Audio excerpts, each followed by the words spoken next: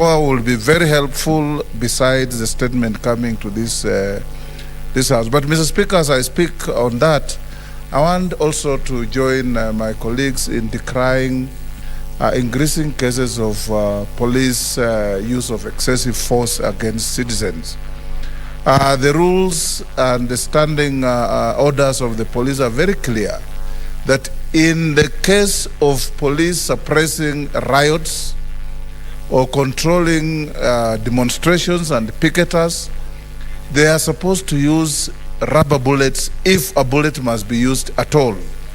That's why the police are issued with truncheons and batons, and then guns and bullets. Guns and bullets are used as a measure of a last resort when the police themselves are in danger of being attacked by armed criminals, but not picketers and demonstrators, Mr. Speaker. The other day when the IG appeared before our committee, he said the majority of policemen and women in this country are very good, and I agree with him. But I reminded him that Jesus had 12 disciples, 11 were good, but it's the last one that caused the whole mess of Christianity and betrayed Jesus and caused him to be crucified. And the police must also be having that last one out of 12 that brings a very bad name to an otherwise good force. The new constitution changed the structure of the police from a force to a service. And we want to see that the police are actually giving the people of Kenya a service. In countries like UK, Mr. Speaker, when you are in trouble, you are lost or you are under threat, when you see a policeman is a relief, you run to the police to protect you. In Kenya, unfortunately, when you are in trouble and you see a policeman, your troubles multiply. And this is not supposed to be the case, Mr. Speaker. We want to encourage IG Mutiambai and his team. He came in on a reformist agenda. When we vetted him, he told us he's going to leave the police force better than he found it.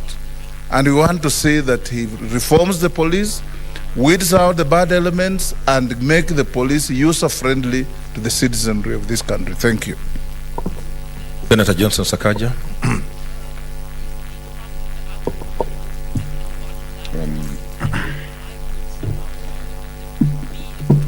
Thank you very much, Mr. Speaker. Mr. Speaker, I first want to take this opportunity to offer heartfelt condolences to the family of Alex Masharia and the people of Kahawa West, and the traders who, Mr. Speaker, have lost a friend, they've lost a family member, they've lost a brother. Mr. Speaker, we brought numerous issues, and I'm really grateful to Senator Umanga, Mama Miradi, for bringing these issues. Mr. Speaker, I'm one of the luckiest senators. I have a very good assistant senator, amongst others, who always raises issues of concern to the people of Nairobi in my delegation. What's your point of order, Senator Wetangula?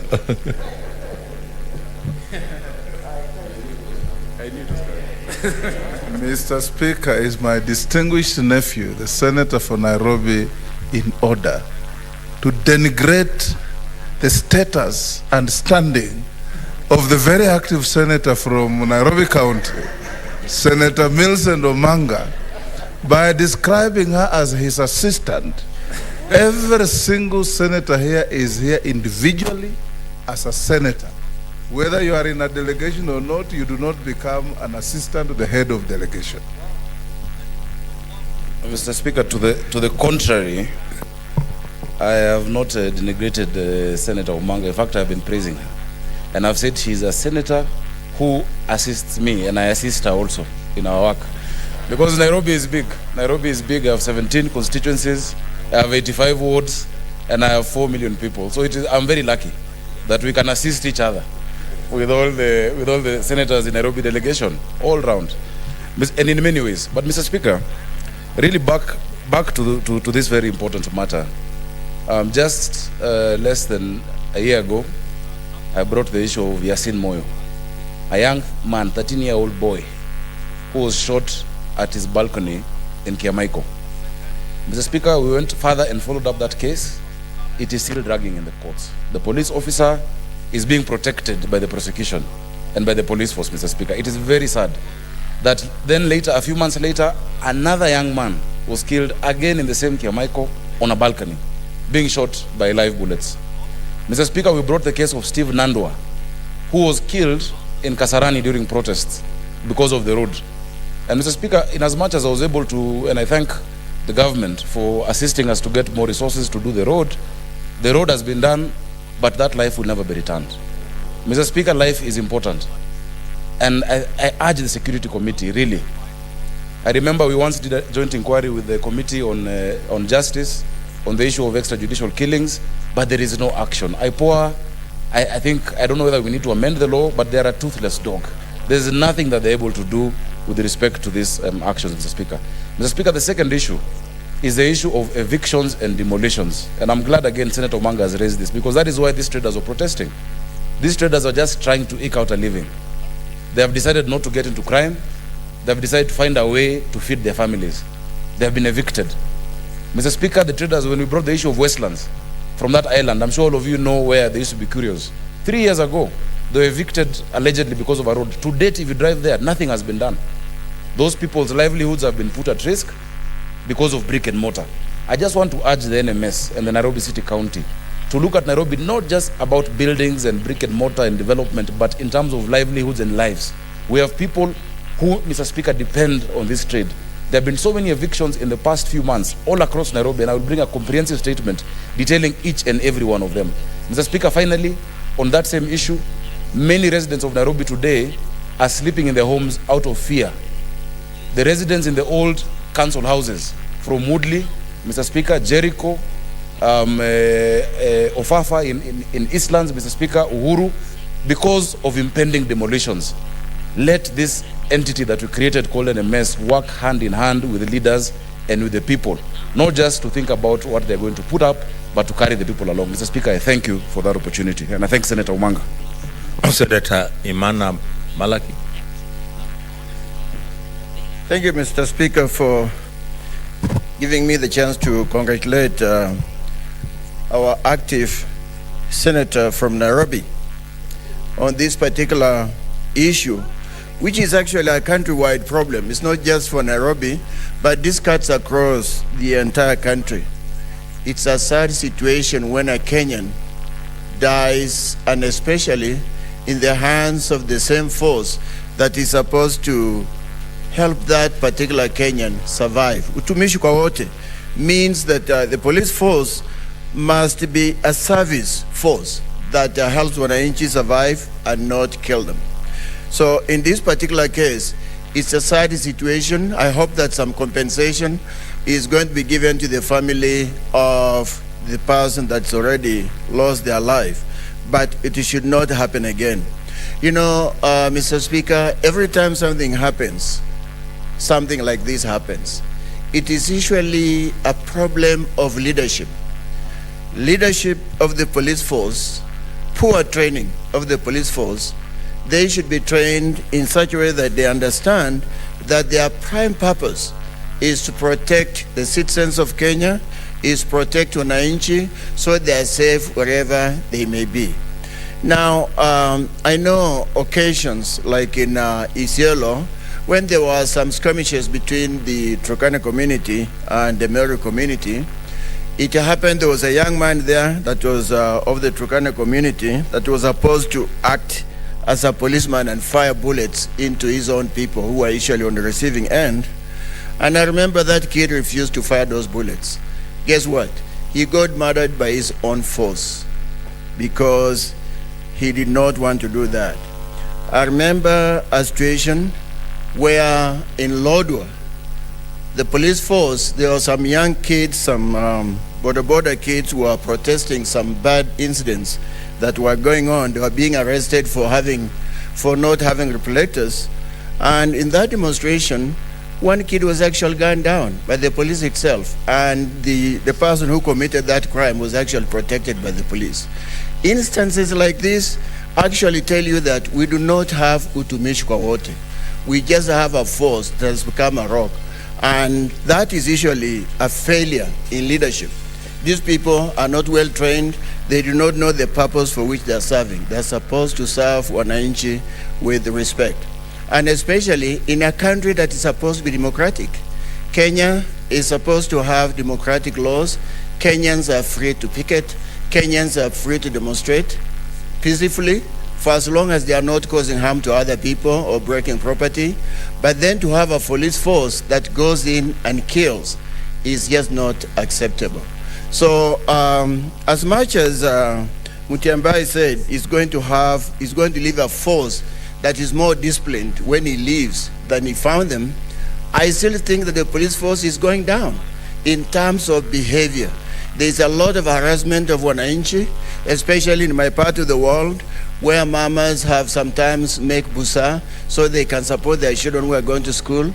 These people get harassed. Border kids get harassed. They're supposed to pay 50 shillings for everything that they're accused of. It's very sad that the police becomes a force that is actually victimizing wananchi. So with that, Mr. Speaker, I hope that the loss of life is going to be compensated handsomely so that those that are left behind can live well. Thank you, Mr. Speaker. Senator Mwenye Haji Faki. Asante Mheshimiwa Speaker kwa kunipa fursa hii. Kwanza ningempongeza Senator Omanga kwa kuleta taarifa hii katika bunge la Senate, na tumeona kwamba Senator Omanga ni msimamizi ama ni champion wa wale ambao ni wanyonge katika nchi yetu ya Kenya. Mheshimiwa Speaker, swala la polisi na kutowajibika kwa polisi ni swala ambalo limezungumziwa kwa muda mrefu hapa katika bunge la Senate. Wiki iliyokwisha tu tulizungumzia swala la kupotezwa kwa Profesa Abdisalam na mfanyabiashara Abdul Hakim Sagar kule Mombasa. Na maajabu ni kwa watu hao wawili waliachiliwa uhuru usiku wa Jumapili na Jumamosi mtawalia. Mheshimiwa Speaker, waliachiliwa katika maeneo ambayo ni mbali na nyumba zao na ni mbali na ni hatari kwa usalama wao. Kwa mfano, Mheshimiwa Speaker, ndugu yetu Charargei, Mheshimiwa hafai kuzungumza na seneta mwingine wakati amempa speaker mgongo. Charargei, these nomadic tendencies are very disturbing. Endelea. Thank you. What's your point of order?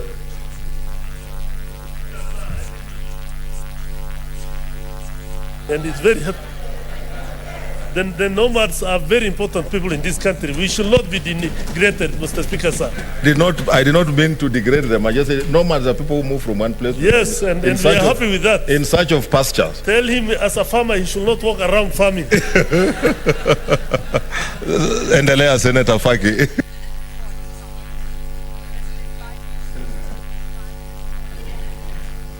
Kwa hiyo Mheshimiwa Speaker, ni kuwa utenda wa kazi wa polisi umekuwa ukimwilikwa mara kwa mara na bunge la Senate, na mpaka hatua muhimu zitakapochukuliwa dhidi ya polisi, Mheshimiwa Speaker, hakuna jambo lolote ambalo litaweza kufanyika, kwa sababu kila wiki visa vya kutowajibika kwa polisi vinaongezeka.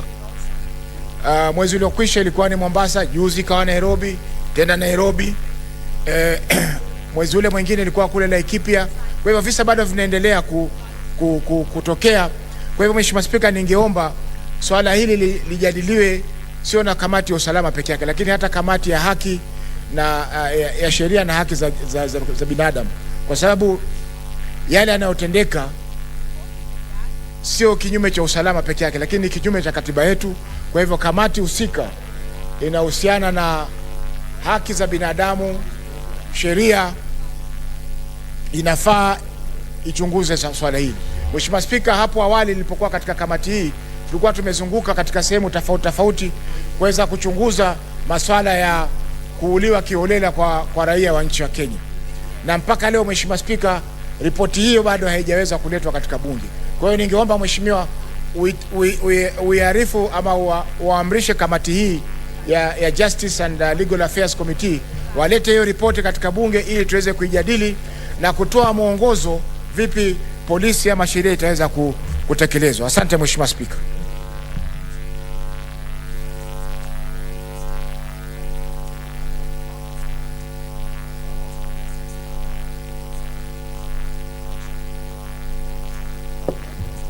Senator Wambua Enoch.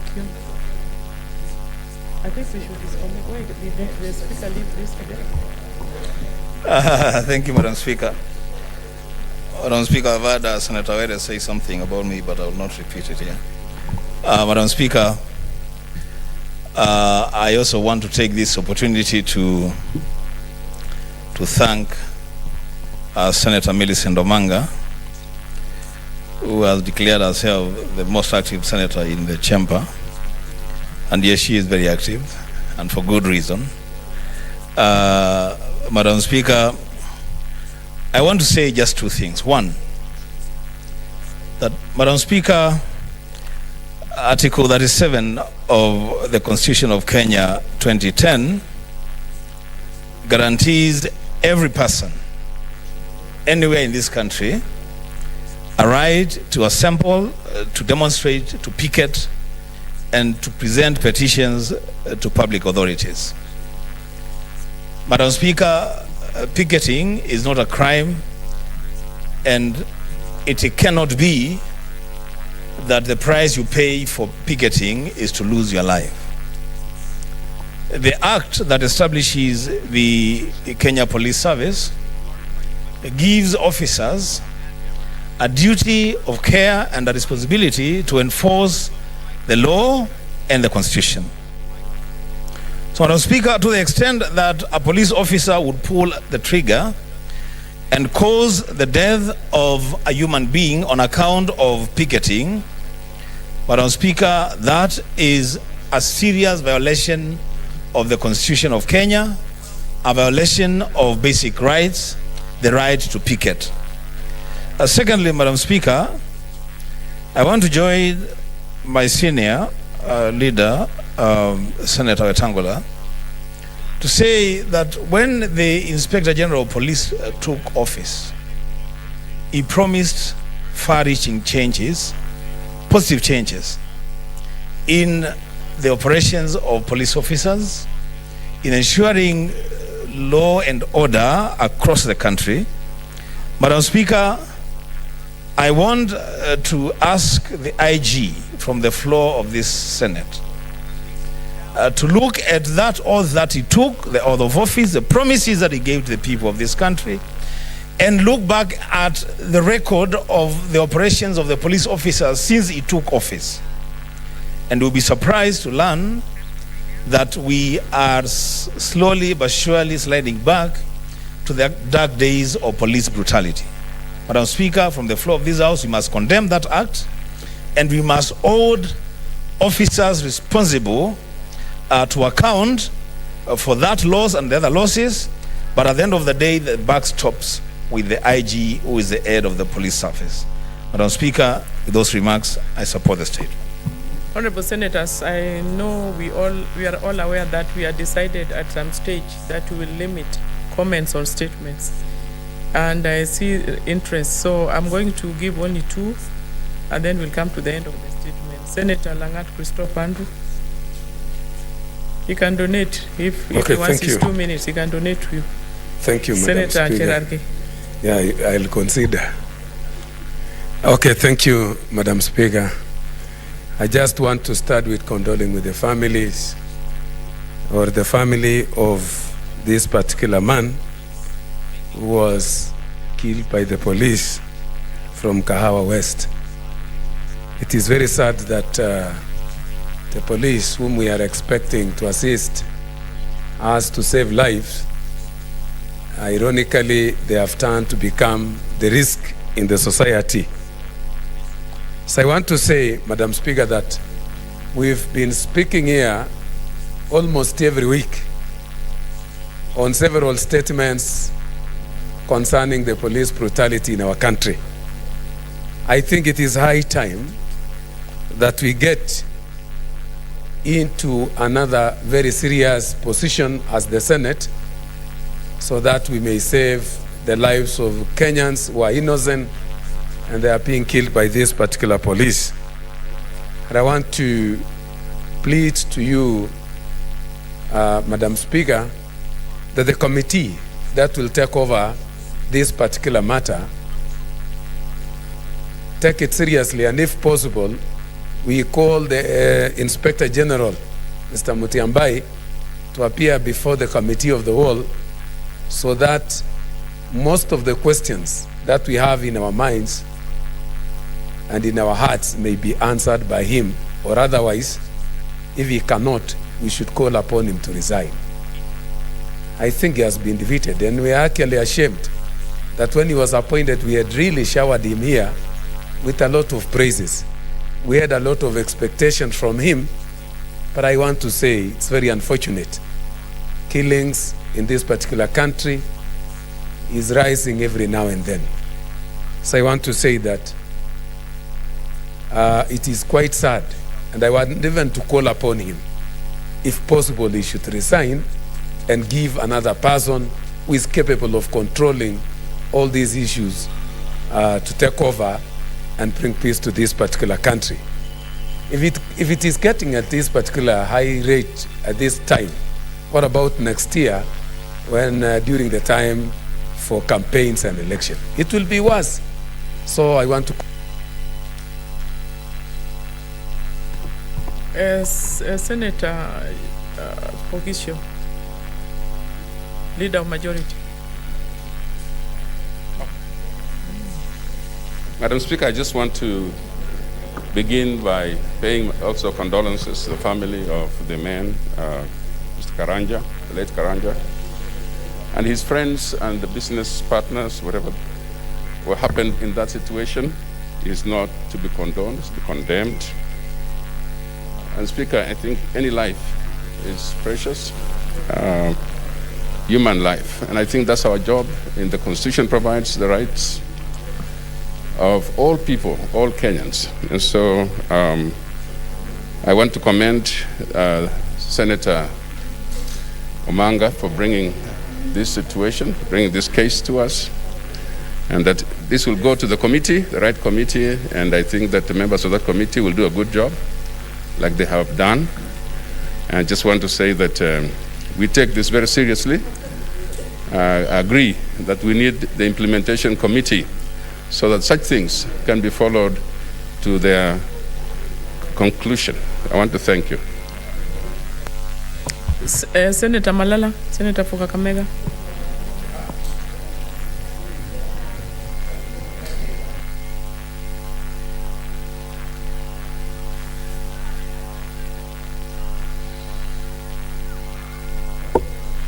Asante sana Bi Speaker.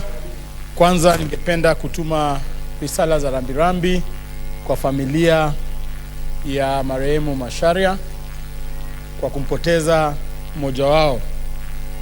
Jambo la pili, ningependa pia kumshukuru seneta mteule wa kaunti ya Nairobi kwa kuleta swala hili katika bunge. Na swala hili, Bi Speaker, si swala tu ambalo ni la Nairobi peke yake, ama ni swala ambalo limefanyika tu katika kitendo hiki. Bi Speaker, swala hili ni swala la kitaifa. Tuko na askari ambao wametumia nyadhifa zao za kuwa maaskari na kuwa katika kitengo ambacho kinaweza dhulumu watu, kuhakikisha kwamba wamedhulumu wananchi. Bi Speaker, ni muhimu sana tuanze kuangalia ile mfumo ya masomo ya askari wanapoenda katika chuo chao cha kule Kiganjo baada wamekuwa wamechukuliwa kama maaskari. Mfumo huo paka uangaliwe kindani. Ni lazima tuangalie ni vipengele gani wanafunzo wakiwa kule. Tuko na vipengele kama saikolojia. Askari wetu wako na shida za saikolojia. Ni lazima tuweze kuhakikisha kwamba masomo ya kisaikolojia imekita mizizi katika chuo cha kufunza maaskari wakati wanaenda kule. Jambo la pili, ni lazima tuangalie pia wanakaa aje katika kambi zao. Askari wengi wako na ile kitu ambayo inaitwa mental health problems, bwana Bi Speaker. nimeona wameshaniashia taa ya ishara kuonyesha kwamba inafaa nikuwe natimiza maongezi yangu katika kutamatisha maongezi yangu, lakini ningependa kuomba tu dakika tu moja kidogo nimalizie kusema kwamba ni lazima tuangalie ni nini hii inasumbua askari wetu, na tuangalie ni jinsi gani tunaweza tatua swala hili la kuhakikisha kwamba maaskari hawadhulumu wananchi wa nchi yetu hii. Otherwise, Bwana Speaker, ningependa kusema kwamba tuzidi kuhakikisha kwamba tumeweka hao askari, kwa sababu ukiangalia hata wakati ule wa maandamano baada ya kura, kuna watu wengi waliaga dunia, kuna watu wengi walidhulumiwa. Wafuasi wetu wa NASA, ile coalition iliyokuwa inaitwa NASA, waliaga dunia, lakini hakuna jambo ambalo limefanyika. Tungependa pia ile department ya DPP iangalie kwamba wale askari na pia Police Oversight Authority, wale askari ambao wanakosa nidhamu katika utendakazi wao waweze chukuliwa hatua iwezekana. Senator Sherargei Samson Kiprotich, Nandi County. Thank you, Madam Speaker. I think mine is just to condemn and expect the Committee of National Security. Madam Speaker, you are aware the CS of Interior was supposed to appear on the issue of Laikipia. As we talk, one person has been killed and 30 livestock have been stolen in Olmorana as we talk. So this thing is continuing to happening. And Madam Speaker, when I was then chair of JLAC, we were working on report on extrajudicial killing and enforced disappearances. I don't know whether that report has been tabled, and if that's in table, what are the recommendations that the committee would propose so that we don't see such occurrences going into the future? Because what is happening on Moran today and other parts of the country, the Kianjongoma brothers and many others, is becoming a challenge in this republic. So I hope this statement by Senator Omanga will include others, and the committee can take on its own motion, Madam Speaker, in conclusion, to try and come up with measures that can deter the rogue police, because I believe there are police that are good, but others who are rogue, they should be rooted out of the service. I thank you, Madam Speaker. And finally, Senator Murkomen Onesmus Kipchumba, Elgeyo Marakwet. Bi Speaker, nashukuru kwa nafasi ambayo umenipatia. Kwanza naanza kwa risala za rambirambi kwa jamaa na marafiki na familia ya Bwana Alex Macharia, ambaye kwa lugha ya kisasa, Bwana Bi Speaker, tunasema kwamba ni mwanabiashara ambaye anaweza kusemwa alikuwa ni hustler. Na Bi Speaker, imekuwa ni jambo la kusikitisha sana kuona kwamba polisi wetu miaka 10 baada ya kupitisha katiba mpya bado wanatumia nguvu kuumiza wananchi wa kawaida. Tunajua kwamba katiba yetu inalinda haki ya mwananchi kutetea haki yake kwa njia ya maandamano, kama vile wanabiashara wao waliokuwa na Bwana Alex Macharia walivyofanya, kuhakikisha ya kwamba wanatetea haki yao, kwa sababu Bi Speaker, kubomoa biashara za watu na manyumba ni njia ambayo tunasema ni njia duni ya nchi kama yetu ya kidemokrasia inaweza kutumia askari wake kuumiza wananchi wake. Na Bi Speaker, mimi nasema ya kwamba ingewezekana sana tungepata ile kamati yenye inaongozwa na rafiki yangu kwa hivi sasa. Kwa bahati mzuri sana Bwana Uta ndio mwenyekiti kwa wakati huu. Bi Speaker, angeweza kuchukua hatua kali sana kuhakikisha ya kwamba mkuu wa polisi anawajibika na ule waziri wa Interior anawajibika, ili sisi tusikuje tu hapa kusoma hii habari kwa bunge, kuonekana na wananchi na hakuna haki yenye imetendeka. Tunataka tuone ya kwamba polisi wetu wanawajibika kwa njia ambayo wanafanya kazi yao na wanalinda maisha ya mwananchi wa kawaida. Bi Speaker, nashukuru Mheshimiwa Omanga kwa kuchukua nafasi hiyo kutetea Bwana Macharia na familia yake na wale wote ambao wamegandamizwa kwa kutumia nguvu, kwa polisi kutumia nguvu. Asante Bi Speaker. Thank you, Senators. I think that brings us to the comments on that statement. And the next statement, and I think it stands committed to the committee, the relevant committee. Statement by Senator Johnson Sakaja.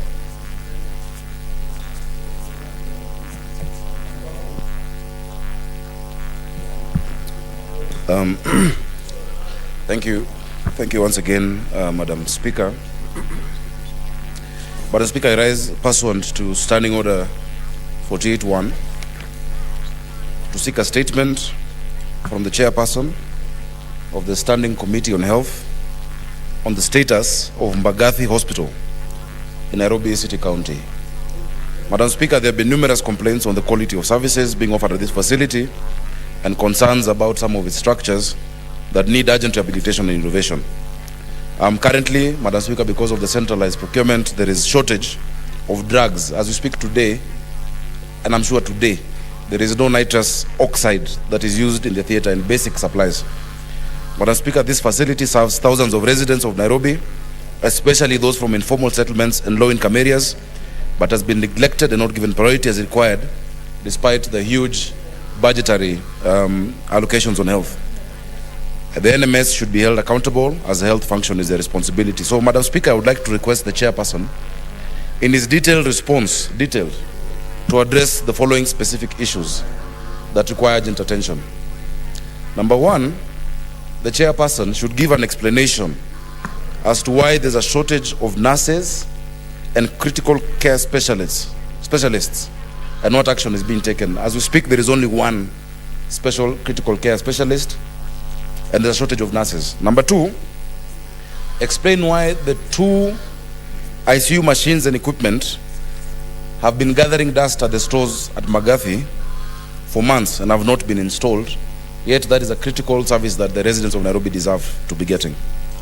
Number three, what the NMS is doing to ensure that there is a consistent supply of pharmaceutical and non-pharmaceutical supplies at the hospital. And as I've mentioned, basic drugs are not available, and supplies like the nitrous oxide. Finally, Madam Speaker, to give a time frame as to when the tent that is being used for isolation and treatment of COVID-19 will be sorted out. Madam Speaker, if you go there today yourself, you'll see the status is deplorable, starting from the floor to everything around it. Madam Speaker, I brought this statement because in addition to the issues, today... Do you want to debate your No, statement? I'm giving you context. I'm giving the context. Statement, you just read it and others will make comments. No, I'm not talking about... Why don't you You're listen? not talking on the same? No. Okay. Madam Speaker, the health committee members will tell you that today the NMS came to the health committee and were giving answers to a similar question from Senator Kwamboka, who's also one of the assistants, the senators we assist each other with in Nairobi.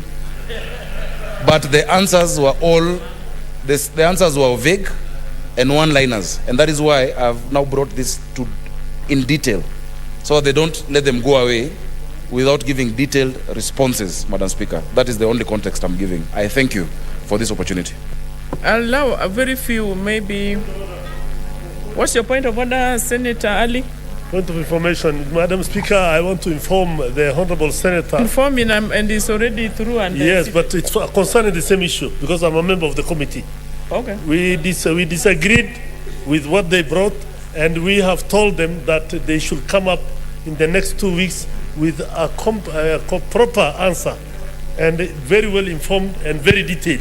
So I'm sure his statement will help in that. On the same subject of Mbagathi. Yes, so we had a meeting with NMS this morning, but today.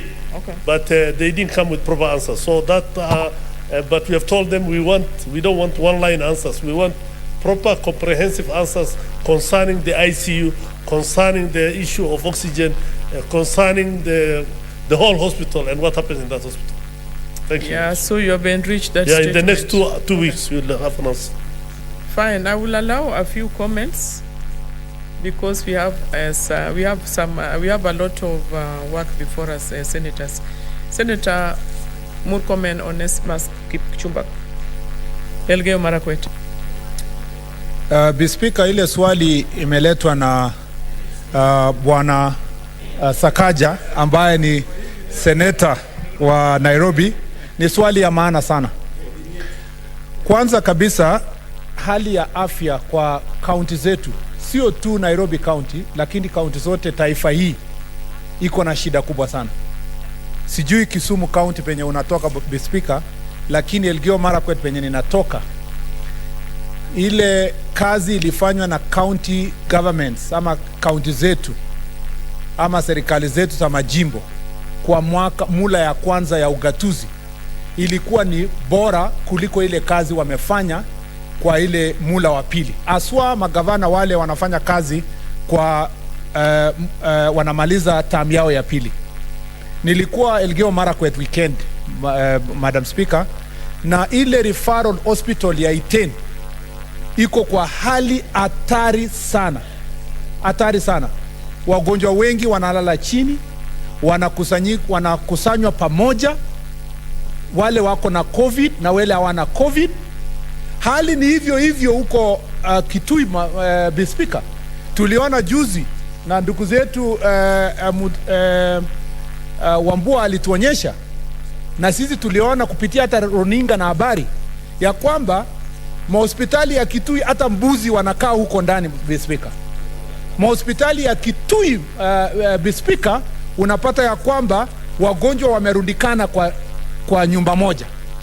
Na nilishangaa juzi gavana wa Kitui amenunua malori ya kupeleka mbuzi, lakini hana magari ya kupeleka Speaker, wagonjwa, maambulance ya kupeleka wagonjwa hospitali.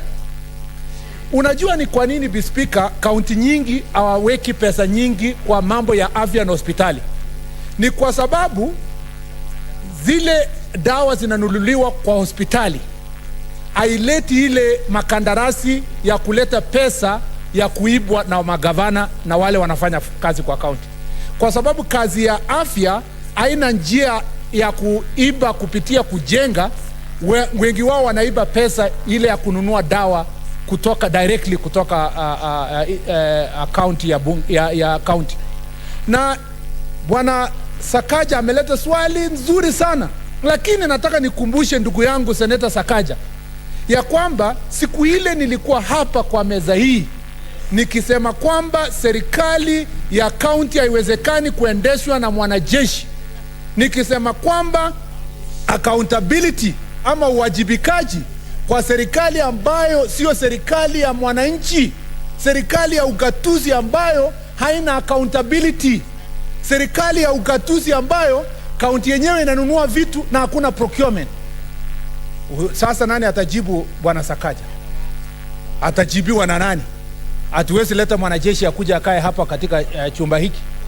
Swali lingine najiuliza, kama mtu ni gavana wa Nairobi, yeye ana handle mambo ya procurement, mambo ya kuhakikisha hospitali zinaendelea, anawezaje kuletwa hapa? Senator Cherargei, what is your point of order?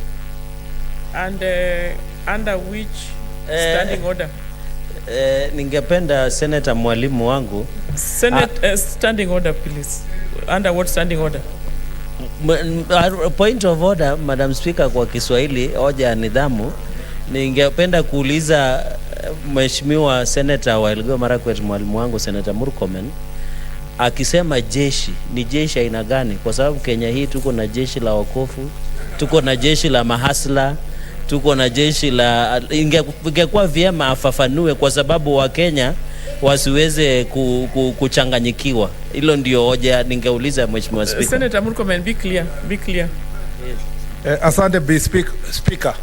Speaker, unajua ya kwamba Nairobi inasimamiwa na Meja Generali wa jeshi la taifa la Kenya. Sio yule amestaafu, yule ambayo tayari saa hizi tukiongea ni Meja Generali. Na siku ile tuliambiwa ya kwamba Nairobi County imewekwa kuongozwa na Meja Generali. Swali nilileta hii bunge nikauliza, inawezekanaje tulete majeshi yetu ambao wanaheshimika dunia mzima waingie katika nyanja za siasa ya kufanya mambo ya executive, ya kusimamia mambo ya procurement, Speaker? Na hivi sasa ni hata swali hili Senator Sakaja, najiuliza tu swali, itawezekana Senator Mbito kuita Meja Generali akuja ulize maswali katika hii chambers, Mr. Speaker? Kwa sababu kwa muda wote tangu Nairobi ikuwe na NMS, Senator Alake, what is your point of order? Hakuna siku Meja Generali ameitwa na kamiti yoyote ya hii seneti na akaweza kuja hapa.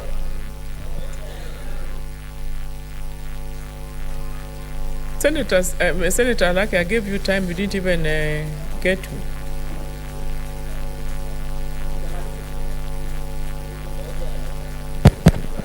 Thank you very much. Madam Speaker, my point of order is one of relevance. How is it that the fact that somebody is in the army relevant to execution? If there's one execution that is perfected around the world in procurement, is actually military procurement. So we cannot say that the military it's not relevant. Senator Sakaja, what's your point of order? Niko na hoja la nidhamu, kwa sababu ingawaje nakubaliana na mambo mengine yenye Senator Murkomen anasema, sitaki ampotoshe huyu Meja Generali afikiria ati hafai kuja kwa Senate. Lazima awajibike, na katiba inasema wazi ya kwamba tunaweza ita kila mtu. Leo nafikiri alijiwasilisha kwa kamati ya afya, na lazima ajue ya kwamba atajibu maswali. Tulimpa nafasi afanye kazi, tukampa nafasi waanze, lakini vile mambo inaenda lazima akuje awajibike kwa Senate, na watu wa Nairobi wana maswali mengi. So Senator Murkomen usimpotoshe afikirie kwa sababu Murkomen amesema jeshi haiwezi kuja, aache kuja hapa. Lazima aje na apeane majibu kwa watu wa Nairobi. Lakini hiyo changamoto ambayo imepatikana, na nakubaliana, ndio maana sasa mwaka ujao nitakuwa gavana na mimi si mwanajeshi. Mimi kama raia wa kawaida tutaendelesha vitu vizuri. Senator Murkomen, please wind up. Ninakubaliana aswa kabisa na Senator Sakaja kwamba kisheria hakuna mtu awezi akaitwa seneti hii awajibike. Hiyo ni kisheria na hiyo ni haki, na lazima huyo Meja Generali afike kamati za bunge ajibu maswali. Lakini Mr. Speaker, tumekuwa hapa jana tukipitisha hoja tukisema kwamba mawaziri wamekataa kuja katika makamati za seneti, wamekataa kuja seneti.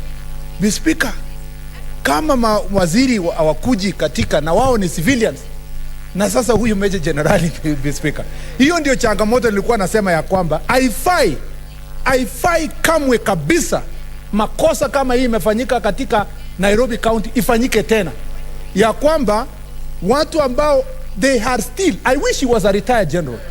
Ingefaa, Mr. Speaker. Now you are spoiling. Namaliza. Nasema kama angekuwa mtu ambaye amestaafu, generali ambaye amestaafu, ingekuwa rahisi sana afanye kazi yale ambayo tunasema ni kazi ya mwananchi wa kawaida. Lakini lazima tuheshimu wanajeshi wetu, tuwaondoe katika siasa kama hizi za Nairobi, na kwa miaka zijazo tusijipate katika shida kama hii yenye Mbagathi Hospital iko nayo. Na kwa hivyo nataka nisisitize kamati yetu ya afya, najua naibu mwenyekiti yuko hapa. Senator wa Wajia ni mwenye kumbe alisushwa daraja.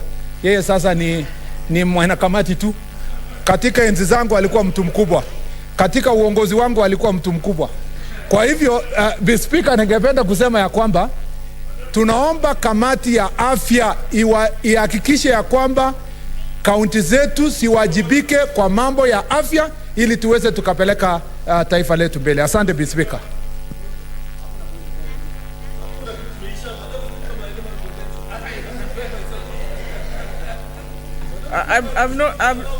I've not given you an opportunity. You are already on your feet. Just sit, then I'll give you the opportunity, because I'm seeing the button here for intervention. Senator, I was looking at you and you are busy talking to your neighbor. Yes. Senator Abdullahi. Yeah. Honorable member for Elgeyo Marakwet, in order to claim that I have been demoted when I have been promoted to be the chairman of Trade and Tourism, and I have decided to remain there as a member. And in any case, I want to tell the honorable member that the DG for Nairobi, Brigadier Lieutenant General Mohammed Badi, has been coming to this committee, and he will come to the committee whenever we ask him to come. Thank you, Madam Speaker. Come and be informed accordingly. Now, members, there's a lot of interest. That was information.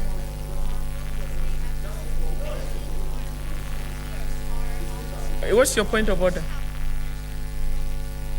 The Speaker, is it in order for Senator of Wajir to try to mislead the House when I was very clear that in my days he was the vice chair of the Health Committee, and that him moving from vice chair to an ordinary member is a demotion within that committee. Now, I think you are now getting out of order. Your point has been noted. You've been promoted. You have another committee.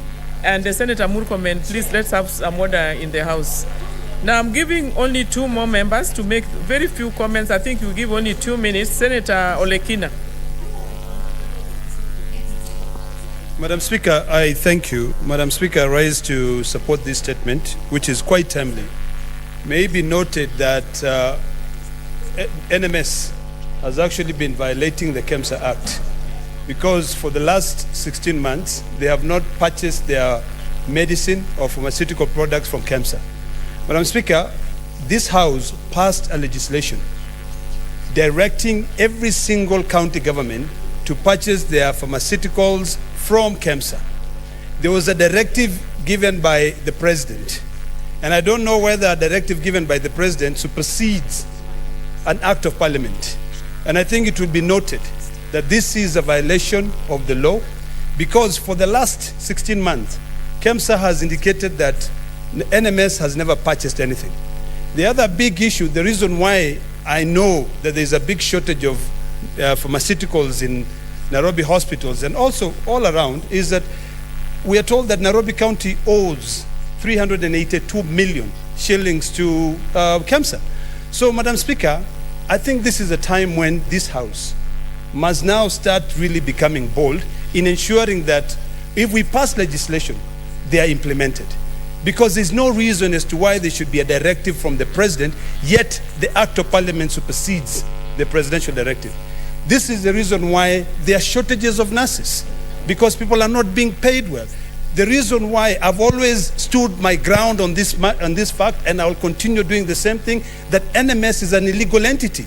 It has got no, business, working in this government. Because right now, Madam Speaker, the situation in Nairobi is not really legal.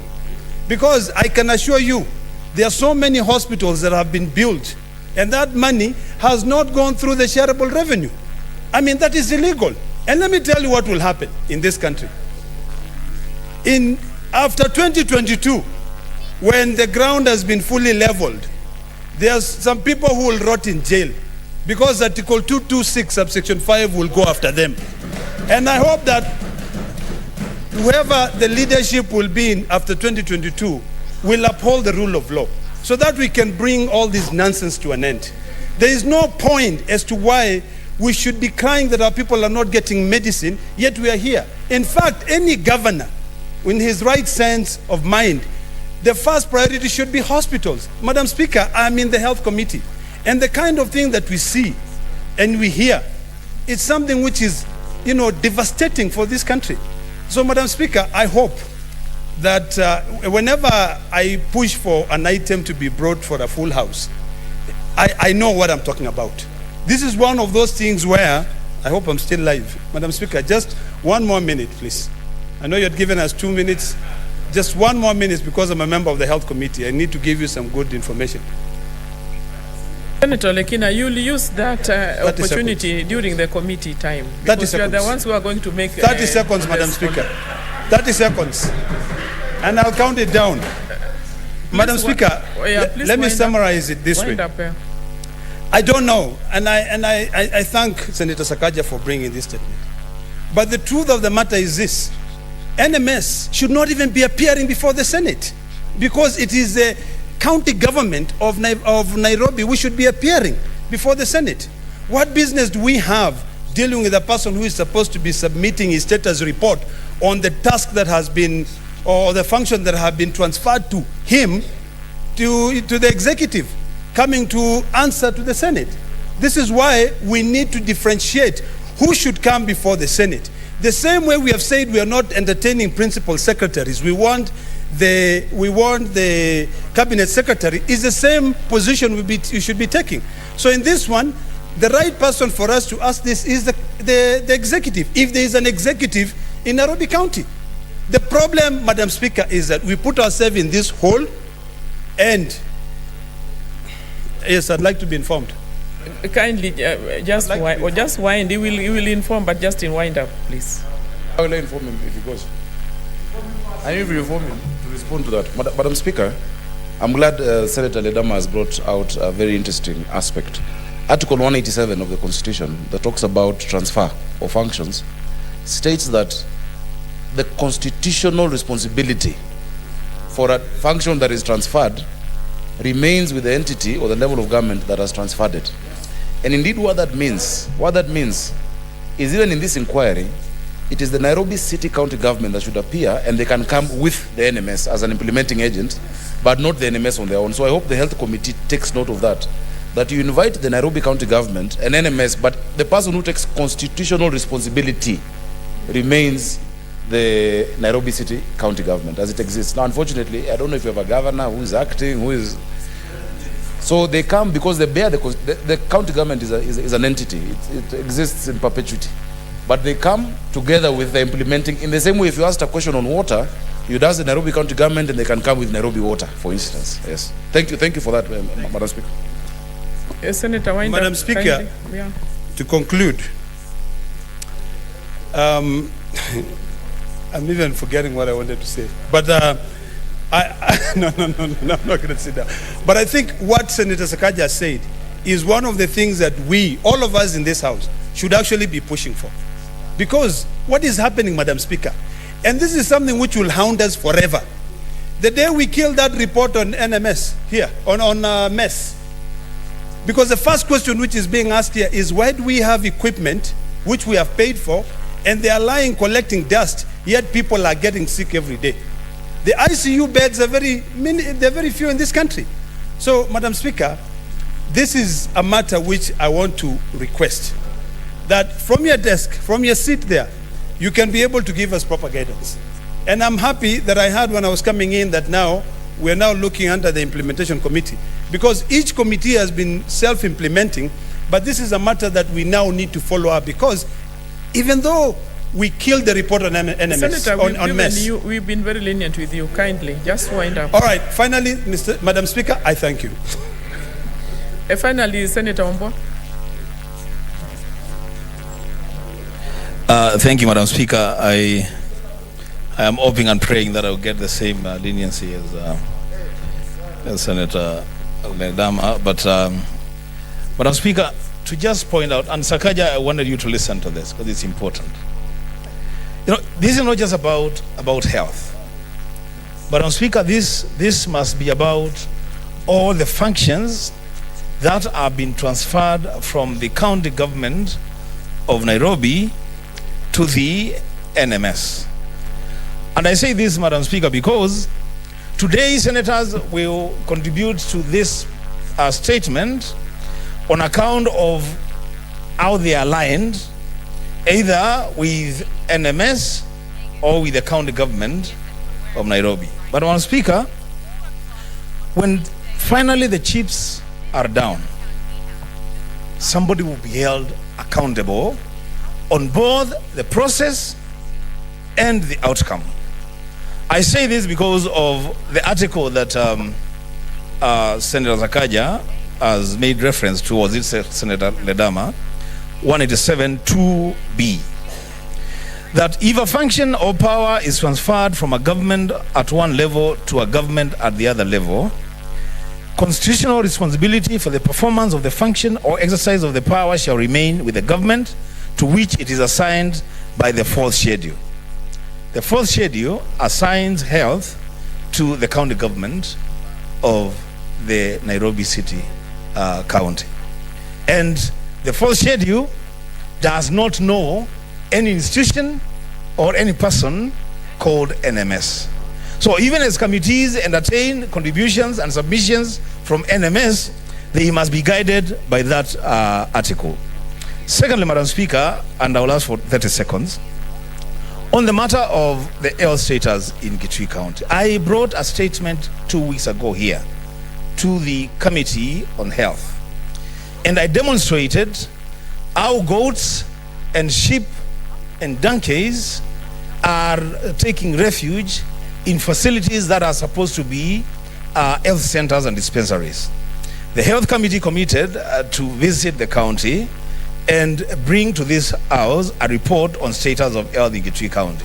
Madam Speaker, the people of Kitui County are still waiting for that report, for that visit. They don't care who the chairman of the committee is, who the vice chair is, who has been demoted or promoted. They want health, and they want a report from this Senate. I thank you, Madam Speaker.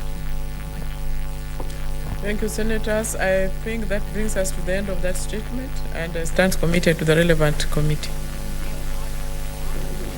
Senator Majority Leader. Senator Pugisho.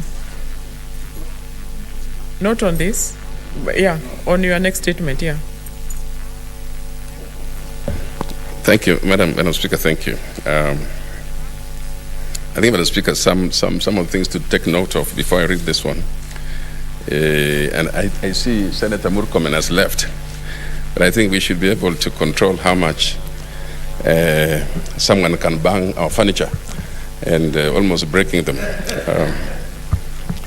But secondly, Madam Speaker, I think some of the members who are speaking to this matter are members of the Committee of Health, and they have all opportunity to go and deal with this matter. They're speaking to themselves, and the thing is going to be referred to them. So take note, that's simple, and then they go and deal with it.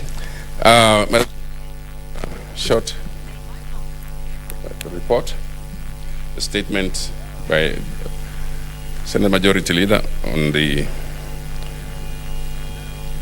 business of the week. Madam Speaker, pursuant to Standing Order 52.1, I hereby present to the Senate the business of the Senate for the week commencing Tuesday, 28 September 2021.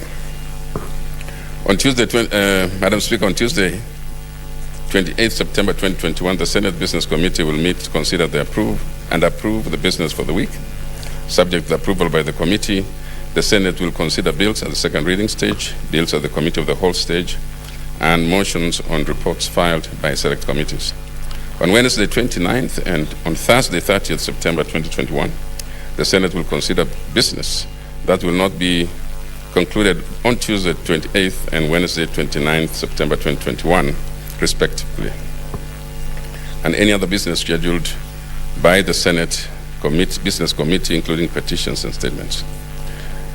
Madam Speaker, there are 9 bills due for Committee of the Whole stage, 3 of which have been captured in today's order paper at orders number 17, 18, and 19. There are 22 bills due for second reading, of which a number have been captured in today's order paper from order number 9. Additionally, motions filed by the committee chairpersons and individual senators have also been listed in the order paper. These bills, Madam Speaker, and motions have been allocated slots in weekly program of Senate business. However, for one reason or another, the Senate is unable to proceed as scheduled in the weekly program.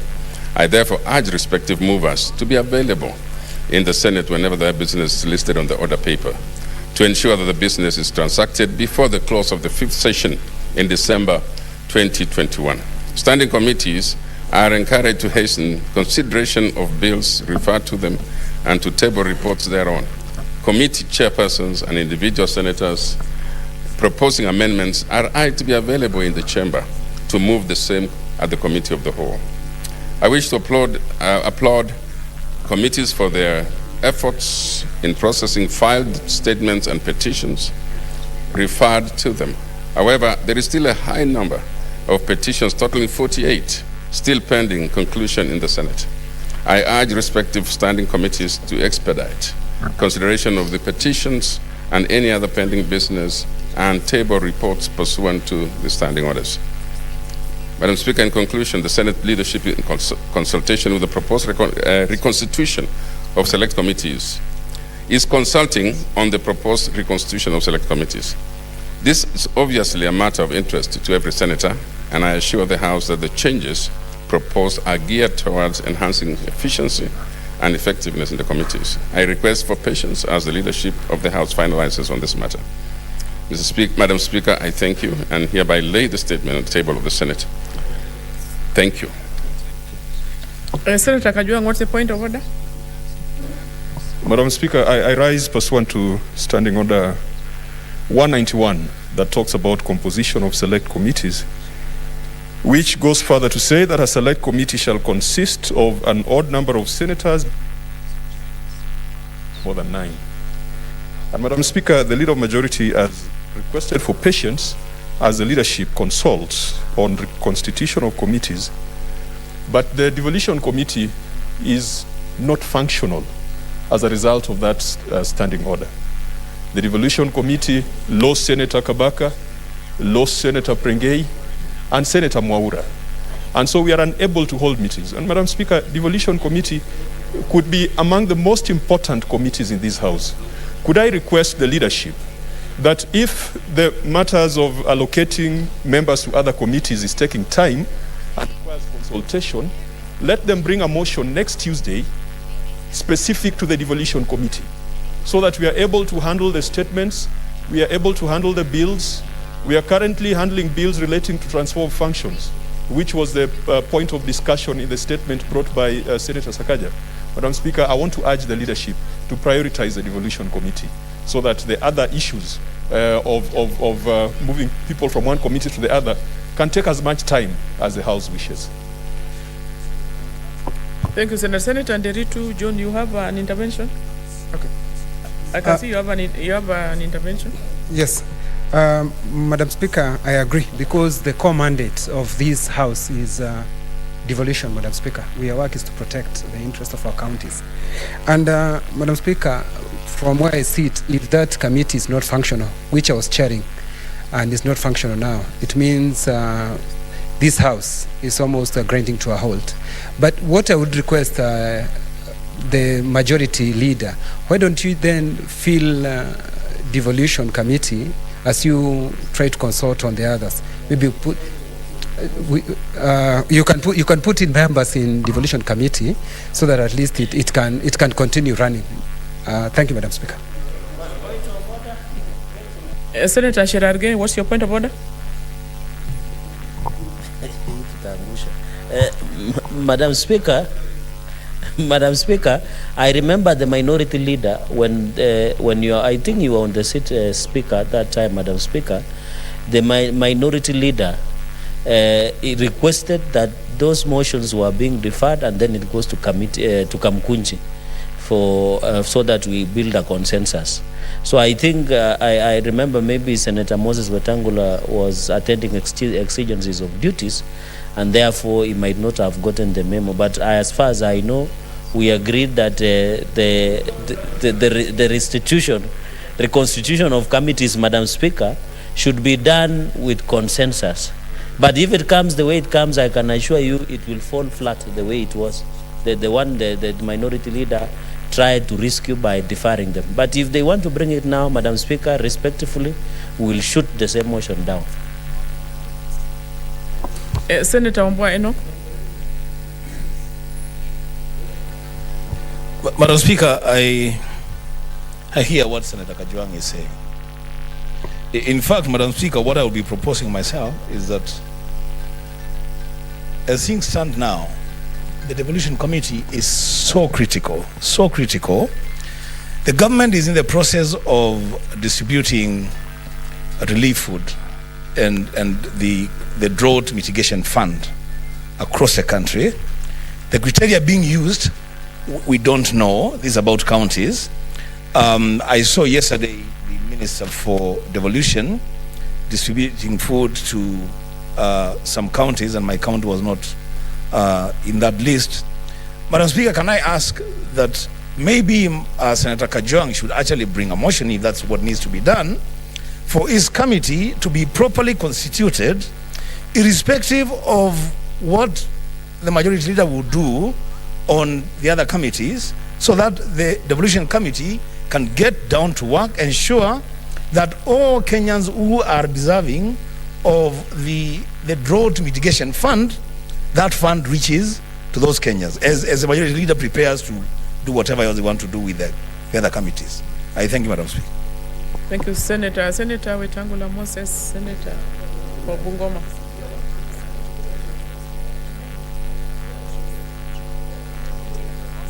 Madam Speaker, while I share the concerns of Moses Kajwang, the distinguished senator for Homa Bay, about the devolution committee, I would want to discourage this piecemeal approach in doing business of the House. Mr. Speaker, the majority leader and the minority leader are in the House. Their whips are available. Other leadership cadre are available. Madam Speaker, instead of allowing a young Senator Cherargei to display rage and shout to Taangusha, we need to work as a House. And the purpose of the whips is to consult members whether they want to move from one committee to another and whether comfortable to be in this or that committee. That's the work of whips, and that's how we did things in the last parliament. So we don't want, this House, Madam Speaker, has cultivated some tremendous public confidence and respect. And for us to degenerate into altercations and quarrels and shouting at each other over committees is beneath our dignity. And I would want to truly encourage the leadership. This is a matter that we can do within an hour, even an adjournment of the House and bringing back the, so that those members who have been assigned in new committees, Madam Speaker, can get working. The issue normally is once a member sees his name on the floor that he has been moved from one committee to another, they stop going to that committee where they have been indicated to have been moved out of. So even those committees suffer because of the delay in making the decision. And yet they cannot go to the committees they have been assigned because the House has not approved the movement. So it cuts both ways. As devolution is suffering, other committees are also suffering. Even if a committee is properly constituted, but constantly meetings are attended by only 3 senators, it also undermines the credibility and confidence of the committees. So I want to really urge distinguished Senator for West Pokot and Siaya, as the leadership of the House, to get their whips in order and get things done. Senator Orengo had suggested a Kamkunji, which is a good idea, so that those who have rage and anger like young Cherargei can be able to ventilate and be brought to order through explanation, of course, so that we can move forward. Thank you. Yes, Senator Minority Leader, Senator James Orengo. Madam Speaker, I speak to this only because on Tuesday, when the matter came before the chamber, and I was here, and there were separate motions for committees and the panel. And that motion regarding the panel, I think that went through. And that's why Senator Kenya was sitting on the chair yesterday. But I can assure you, had we moved with the motion in respect of other committees, including devolution, it would have been shot down. And I could see the sense of, difficulty. It's not that people were being malicious, but I think there were some concerns that were raised that were legitimate. For example, Senator Abishiro, I think she raised, when we had a little Kamkunji out here, she raised some very legitimate questions, which I think we cannot ignore. And we were supposed to have done consultations and have a Kamkunji this week, but that seemed not to be possible. But between me and the majority leader, if you're given a little time until Tuesday afternoon, I think the job will be done. The difference between this House and the other House, and I prefer the system in the Senate. In the National Assembly, the leadership determines where you go. And if you refuse, that's your showry. But here, committees are committees of the House. It's the House which approves. So however much the leadership works on these committees and the membership, if the House does not approve, it amounts to nothing. So I would plead with Senator Kajwang, who I know the pain you're undergoing. In fact, I talked at length about the devolution committee, that it doesn't have sufficient members. But I think let us have a spirit of constituting these committees as committees of the House, not to look for individual or sectarian interests, because when that happens, then it becomes very difficult from constituting committees. I would also plead that, and I'm also a culprit as far as that question is concerned, sometimes you move somebody from a committee without consultations, and you do not know that that particular person has a professional or almost a devotional interest to a particular committee. So when you do that movement, it becomes extremely difficult. So I hope working together with the House and with the leader of majority will accomplish this process by Tuesday afternoon. Thank you.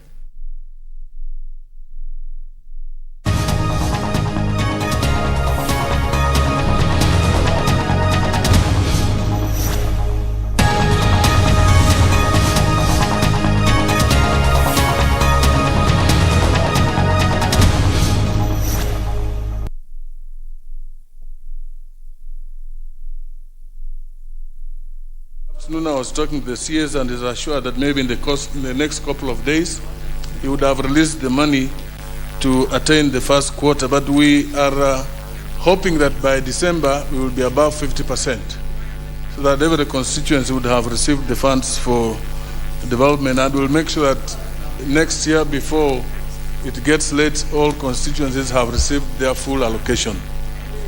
So we ask members to make sure that they submit the project proposals to the Speaker. With those few remarks, I wish to ask the Honorable Maoka Maore to second. Honorable Maore. Mr. Speaker, sir, I second.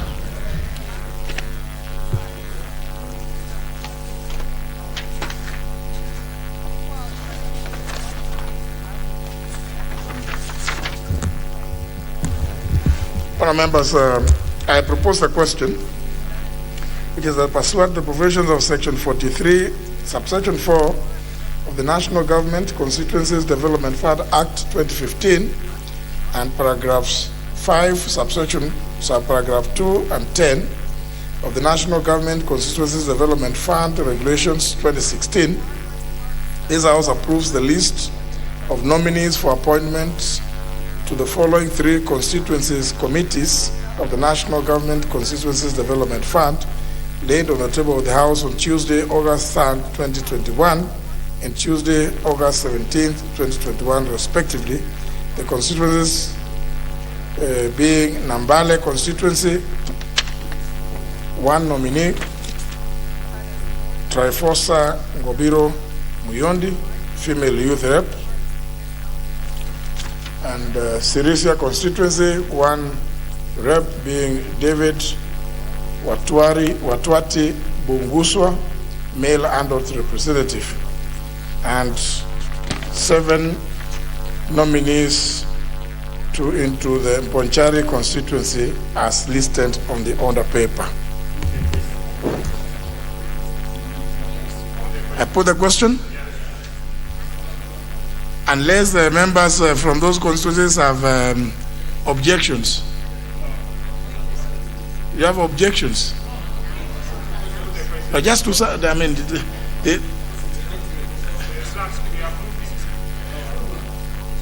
they'll be approved. So, honourable members, I put the question, which is that pursuant to the provisions of Section 43, subsection 4 of the National Government Constituency Development Fund Act 2015, and paragraph 5, subparagraphs 2 and 10 of the National Government Constituencies Development Fund Regulations 2016, this House approves the list of nominees for appointment to the following 3 constituencies of the National Government Constituency Development Fund laid on the table of the House on Tuesday, August 3rd, 2021 and Tuesday, August 17, 2021, respectively, being Nambale constituency, one rep, and the Sirisia constituency, 1 rep, and 7 representatives into the Ponchari constituency committees. Will as many as that opinion say aye? Aye. As many as contrary opinion say nay. The ayes have it. Next. Order number 13, the draft election campaign financing regulations. Motion, the draft election campaign financing regulations. The Vice Chair, Committee on Delegated Legislation, Honorable Njagagwa. Mr. Speaker, sir, I beg to move that this House adopts the report of the Committee on Delegated Legislation on its consideration of the draft election campaign financing regulations laid on the table of the House on Thursday, 5th August 2021, and committed to the Committee on Delegated Legislation for scrutiny.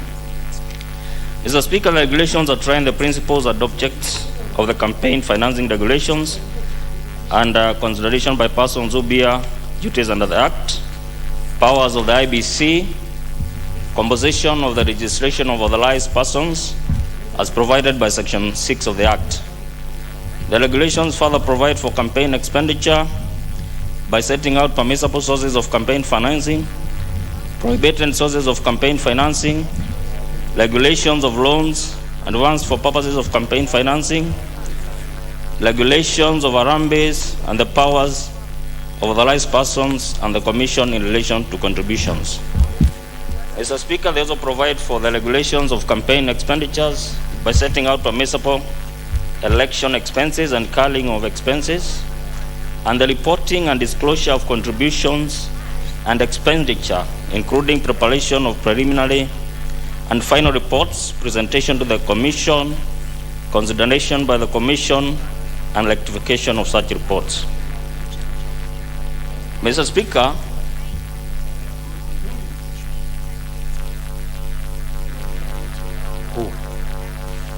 I did. I said I beg to move.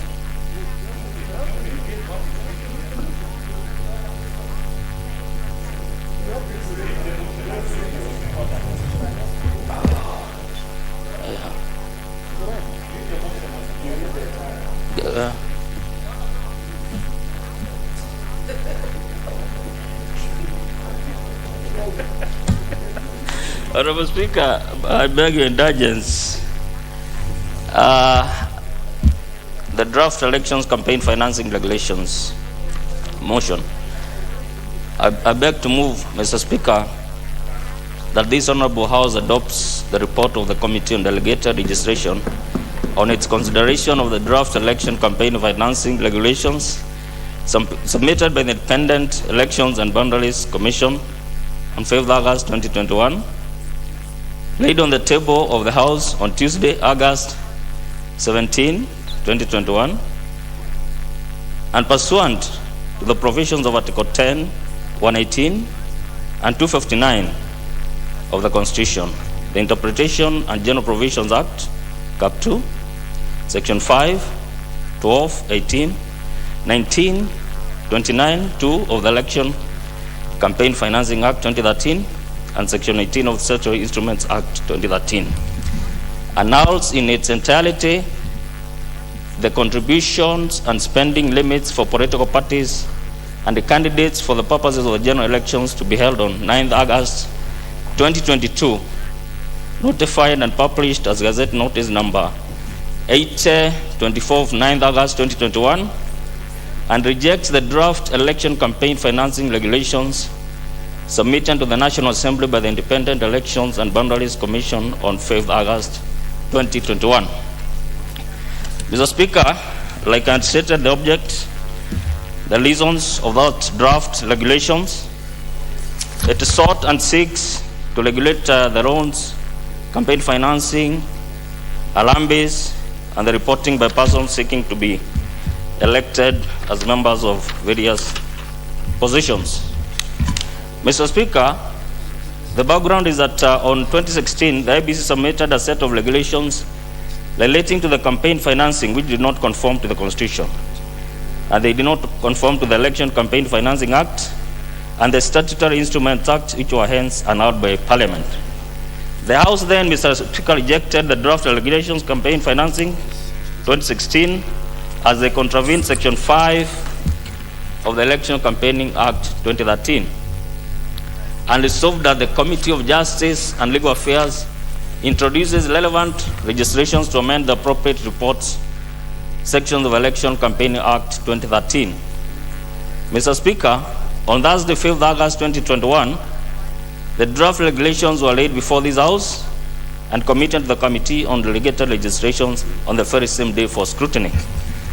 The committee met IEBC on Wednesday, 11th August 2021, where the IEBC confirmed that the draft regulations 2020 are the same ones that had been submitted to this House in 2016 without any amendments, hence failing to factor in any changes that might have occurred in between 2016 and 2021.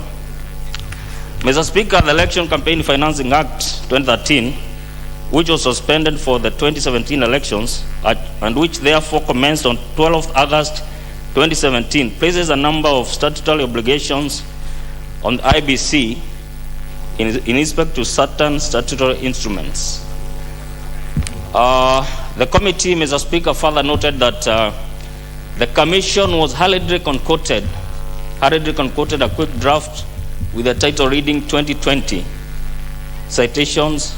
The same regulations of 2016, they titled them as 2020 and submitted them to the National Assembly out of time, which not only demonstrates unpreparedness on their lays against the statutory timelines, but also offends Section 13 of the Statutory Instruments Act, which requires the Committee of Delegated Legislation to check during the scrutiny if the regulations contain drafting errors or other elucidations. Honorable Speaker, the committee having gone through and met IEBC, we picked out certain salient issues. Unlike regulations made under other statutory sections, Section 29(1) of the Election Campaign Financing Act 2013 requires that the regulations made by the Commission under the Act ought to be read before the National Assembly and approved by the House before they are published in the Gazette. This is an affirmative resolution by the House. Therefore, the latest possible timeline that IEBC ought to have placed this regulation before us was Monday 9th, 2021, since the elections are on 9th August 2022. Honorable Speaker, on observations, the committee, upon scrutinizing the Election Campaign Financing Regulation 2022, in accordance with the Constitution of Kenya, the interpretations of General Provision Act, Cap 2, the Election Campaign Financing Act 2013, and the Statutory Instruments Act 2013, number 23 of 2013, observed 1, that Section 5A of the Election Campaign Financing Act requires that IEBC makes rules to regulate election campaign financing at least 12 months before the next general elections. On the contrary, the IEBC submitted the draft regulations very late in the day, which would not allow the committee time to consider them with the set timelines as per Section 13 of the Statutory Instruments Act. Number 2, Mr. Speaker, IEBC has not made any rules under Section 5 of the Act as required by law. Neither have they submitted the same to the National Assembly as required by Section 11(1) of the Statutory Instruments Act, which stipulates that all statutory instruments must be submitted for scrutiny. Number 3, the committee noted with concern the unjustifiable delay in submitting the instruments contrary to Section 13J of the Statutory Instruments Act 2013. Number 4, the committee noted the draft regulations 2020 are the same ones that were submitted in 2016 without any amendments, hence failing to factor in any changes that might have occurred in the course of the 4 years. This not only demonstrates unpreparedness on the part of IEBC, but also lack of good faith on their part.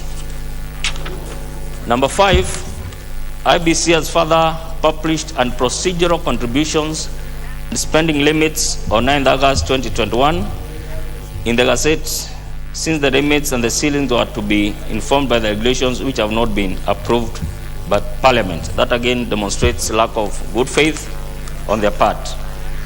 Number 6, IEBC has not demonstrated by way of attendance list or otherwise of any public participation. They just picked the regulations which were submitted in 2016, then brought them again in 2020 without calling it any public participation. And we all know that elections are very volatile and very emotive in this country. So they went trying to do that, Mr. Speaker, without calling out any public participation.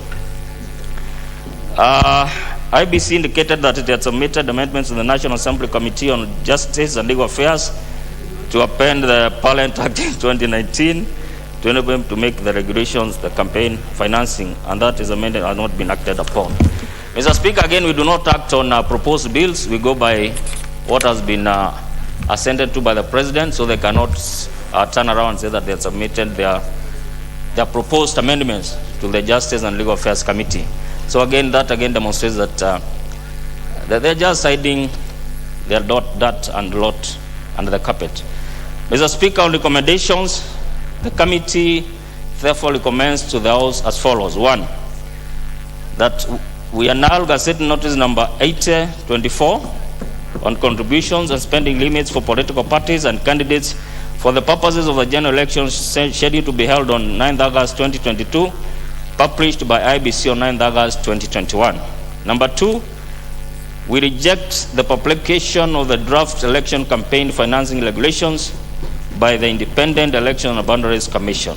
Mr. Speaker, I now request that Honorable Wangari, I beg to move and request Honorable Wangari to second. Thank you.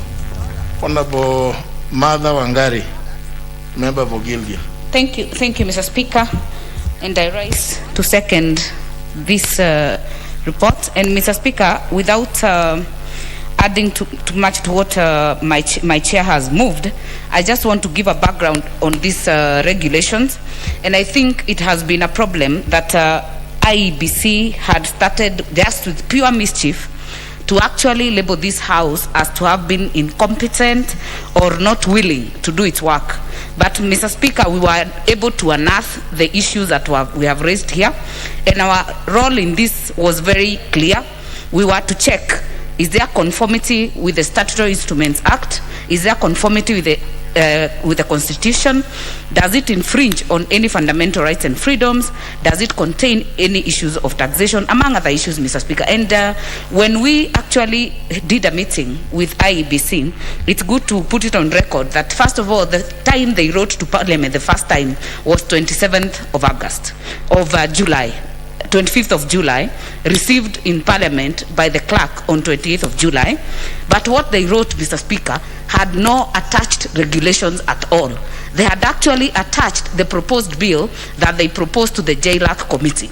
And Mr. Speaker, the clerk then wrote back and requested the IEBC to submit the actual regulations.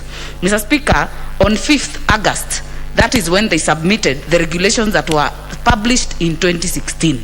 So, Mr. Speaker, we followed, and I remember in the House, you actually required that we expedite on this matter, and we called a very quick meeting with the IEBC, and we carpeted them and asked them, if you submitted regulations in 2016, they were annulled by the House. They cannot then again be submitted in 2021 and act as new regulations.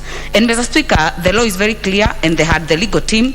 They had actually carried a whole battalion of lawyers, and they were asked by the committee, can you tell us, you had 5 years to actually submit these regulations. Why did you wait for 5 years to come running the last minute, Mr. Speaker? And Mr. Speaker, these regulations are very unique. Normally, if regulations are passed at the committee level, we do not bring them to the House. In fact, you do not even need to bring them to the House before publishing. But these ones, Mr. Speaker, by their very unique nature, they have to be brought to the House before publishing.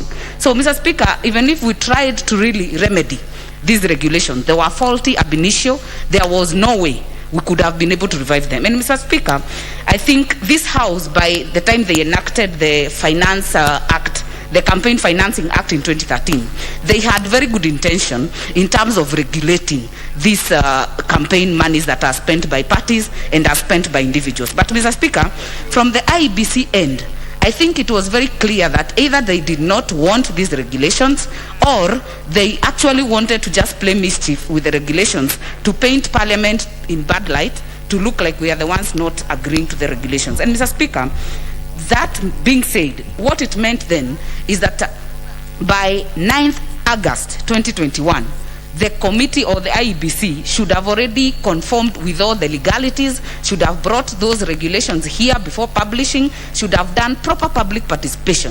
Mr. Speaker, the public participation record that was brought to the committee was actually the one that was done in 2016.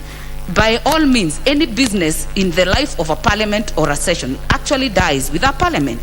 So there is no way the environment of elections, knowing how dynamic it is, would have remained static for 5 years. So the public participation was inadmissible, Mr. Speaker. So I think we have very clear reasons why we annulled these ones and rejected the publishing, because it was done outside the law.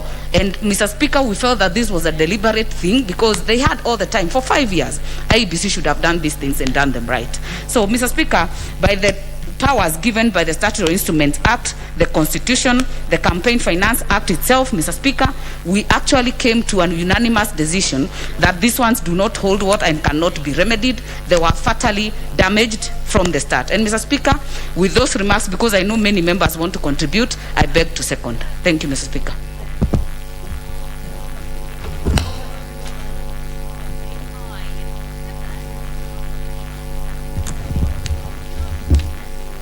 Honour members,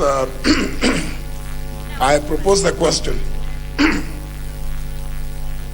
that this House adopts a report to the Committee on Delegated Legislation on its consideration of the draft election campaign financing regulations submitted by the Independent Electoral Boundaries Commission on the 5th of August 2021, laid on the table of the House on Tuesday, August 17, 2021, and pursuant to provisions of Articles 10, 118, and 259 of the Constitution, the Interpretation and General Provisions Act, Chapter 2 of the Laws of Kenya, Sections 5, 12, 18, 19, and 29, Subsection 2 of the Election Campaign Financing Act of 2013, and Section 18 of the Statutory Instruments Act 2013A, annuls in entirety the contributions and spending limits for political parties and candidates for the purposes of the general election to be held on 9th of August 2022, notified and published as Kenya Gazette Notice number 8024 of 9th August 2021, and B, rejects the draft election campaign financing regulations submitted to the National Assembly by the Independent Electoral and Boundaries Commission on 5th of August 2021.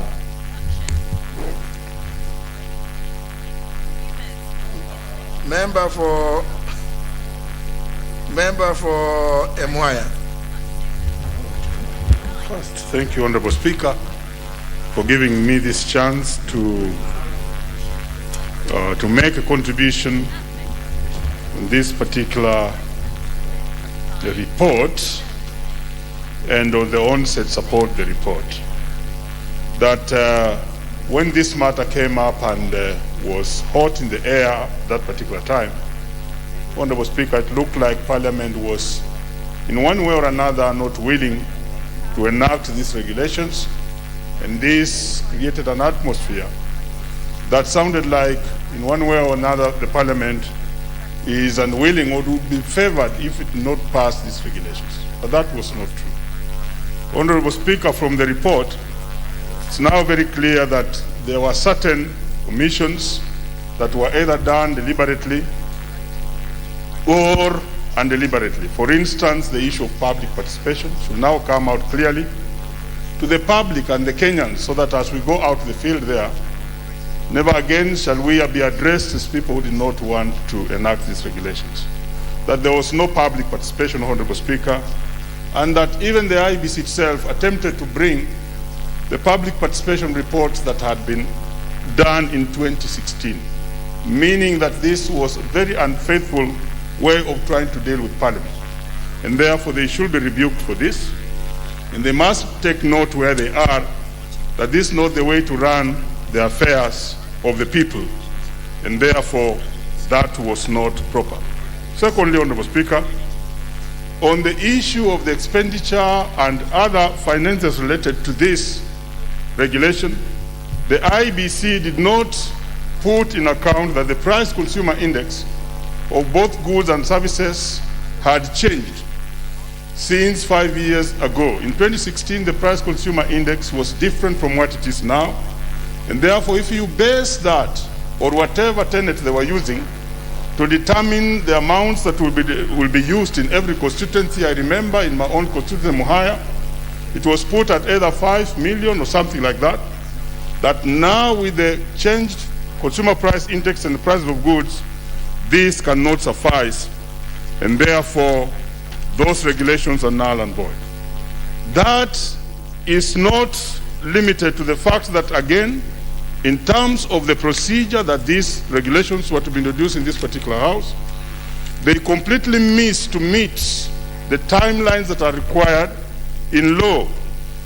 And therefore, these regulations were introduced way late in time, that even if we were to undertake to deal with them, we would not be able to handle the damage that was already created by the IEBC itself, because they had a period of over 5 years upon which they were supposed to have introduced these laws or these regulations in this particular House.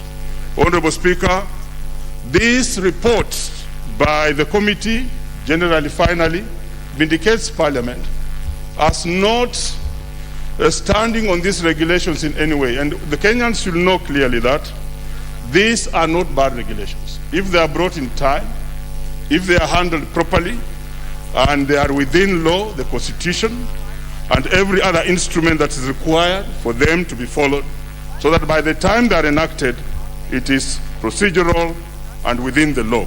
But given what we have been informed and the report that has given us, Honorable Speaker, I support and stand with the fact that we reject these regulations and possibly give the IEBC time in future to make a proper regulation. Thank you, Honorable Speaker, and I support.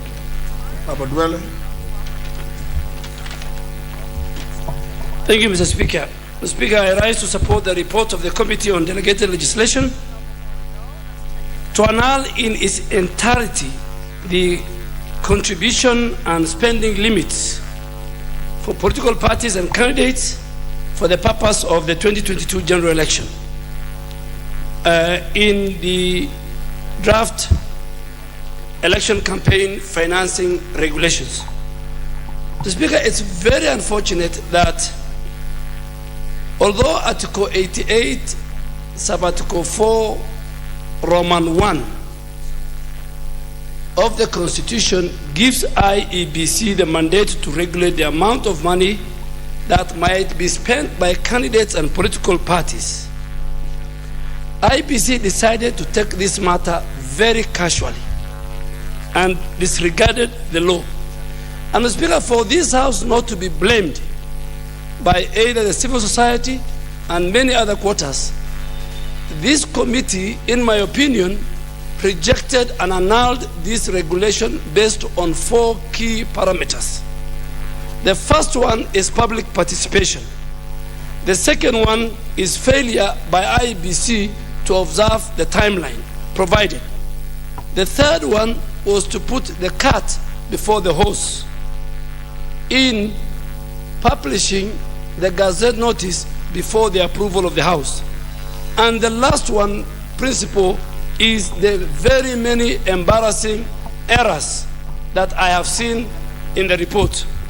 Mr. Speaker, Article 10 of the Constitution gives us national values and principles that makes it clear that public participation is the core, and the framers of our Constitution put it as a central pillar that the people of Kenya at all levels must be consulted before any law is made. Mr. Speaker, did IEBC consult, or did they throw a coin in the air and decided how much it will cost for the people of Garissa Township, a member of parliament, to spend? Absolutely, Mr. Speaker, we are not even sure who they consulted when they said a presidential candidate can spend 4 billion in an election, in a presidential elections. IEBC clearly, both even in their appearance and submission to the committee, they did not conduct any public participation. As a result, the spending limits must fall flat on the face of the law. So by not conducting public participation, Mr. Speaker, and I'm sure that is why one of the reasons why BBI also fall flat was because of public participation. Two, Mr. Speaker, was failure to observe timelines. Where was IEBC since 2017, Mr. Speaker? Why did they have to wait until the 11th hour to rush the regulations past the statutory timelines provided for in the Statutory Instruments Act? The law required, Mr. Speaker, that election finance campaign regulations must have been at least passed 12 months before the next general election. And in fact, Mr. Speaker, by 9th of August 2021, these regulations ought to have been concluded. And today, Mr. Speaker, is 27th of September 2021, and we are discussing regulations that should have been a law a month ago. A month ago, before 1 year to the election, this piece of legislation should have been enacted. This falls flat, Mr. Speaker, noting that Section 13 of the Statutory Instrument Act, Mr. Speaker, requires that there will be no justifiable reason, and I hope the chairman is listening to me, of IEBC. There's no justifiable reason, read Section 13 of the Instruments Act, that can delay the submission, the publication, the laying of these regulations before the House. Mr. Speaker, the third principle that violated and the committee used was putting the cart before the horse. Election campaigning finance regulation, Mr. Speaker, should have been approved first by the House so that they could conform to the basis of spending limits. IEBC, Mr. Speaker, contrary to the law and to the Act, published the spending limits even before this House approved the regulations. And this is very unprocedural, illegal, and tantamount to putting the cart before the horse. That is one reason why these regulations had to be annulled. Finally, Mr. Speaker, in their own submission, and I've read this report, there were serious, embarrassing errors by the IEBC. Speaker, it is embarrassing that a constitutional commission tasked with conducting elections in this country and to determine the governance structure of our country can make such serious, embarrassing drafting errors. Why do I say so, Mr. Speaker? If you read the regulations that this committee has looked at, the title reads, Mr. Speaker, the title reads Election Campaign Financing Regulation 2020. And the citation reads, Mr. Speaker, Election Campaign Financing Regulation 2016. And Mr. Speaker, we are now in 2021. And this House is being called upon to approve regulations of 5 years ago, of 2016. I have seen, Mr. Speaker, in the report of the committee that even IEBC, led by the chair and his commissioners, making an admission unanswered of having made serious omissions in making their submission and had to be reminded to forward the regulations to IEBC. So, Mr. Speaker, this House, under the leadership of you, the Speaker, and a former Member of Parliament and the Chair of JLAC in the 11th Parliament, passed the Campaign Financing Act, Mr. Speaker, and threw the ball to IEBC to prepare the regulations. Speaker, so let us make it very clear, crystal clear, for the benefit. We are not against enacting laws that will help the governance of free and fair elections, and that, like other democracies, we will know what has been spent by each candidate and each political party. But, Mr. Speaker, we are not rejecting it. The carriers, the owners of these regulations, Mr. Speaker, violated the law themselves in terms of public participation, which they have not conducted, in terms of failure to observe the statutory timelines, in terms of putting the cart before the horse by publishing the Gazette notice before the approval by this House, and by making serious, embarrassing drafting errors which they submitted themselves. With those many reasons, Mr. Speaker, then I am obliged that I support the report of the committee to annul in its entirety the contribution, the spending limits for political parties and candidates for the purpose of the 2022 general election, and reject the draft election campaign financing regulations.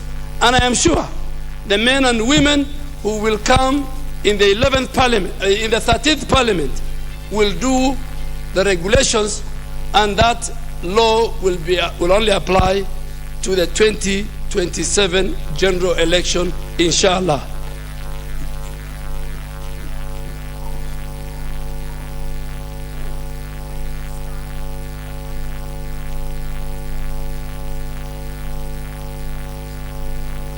Leader of Majority Party.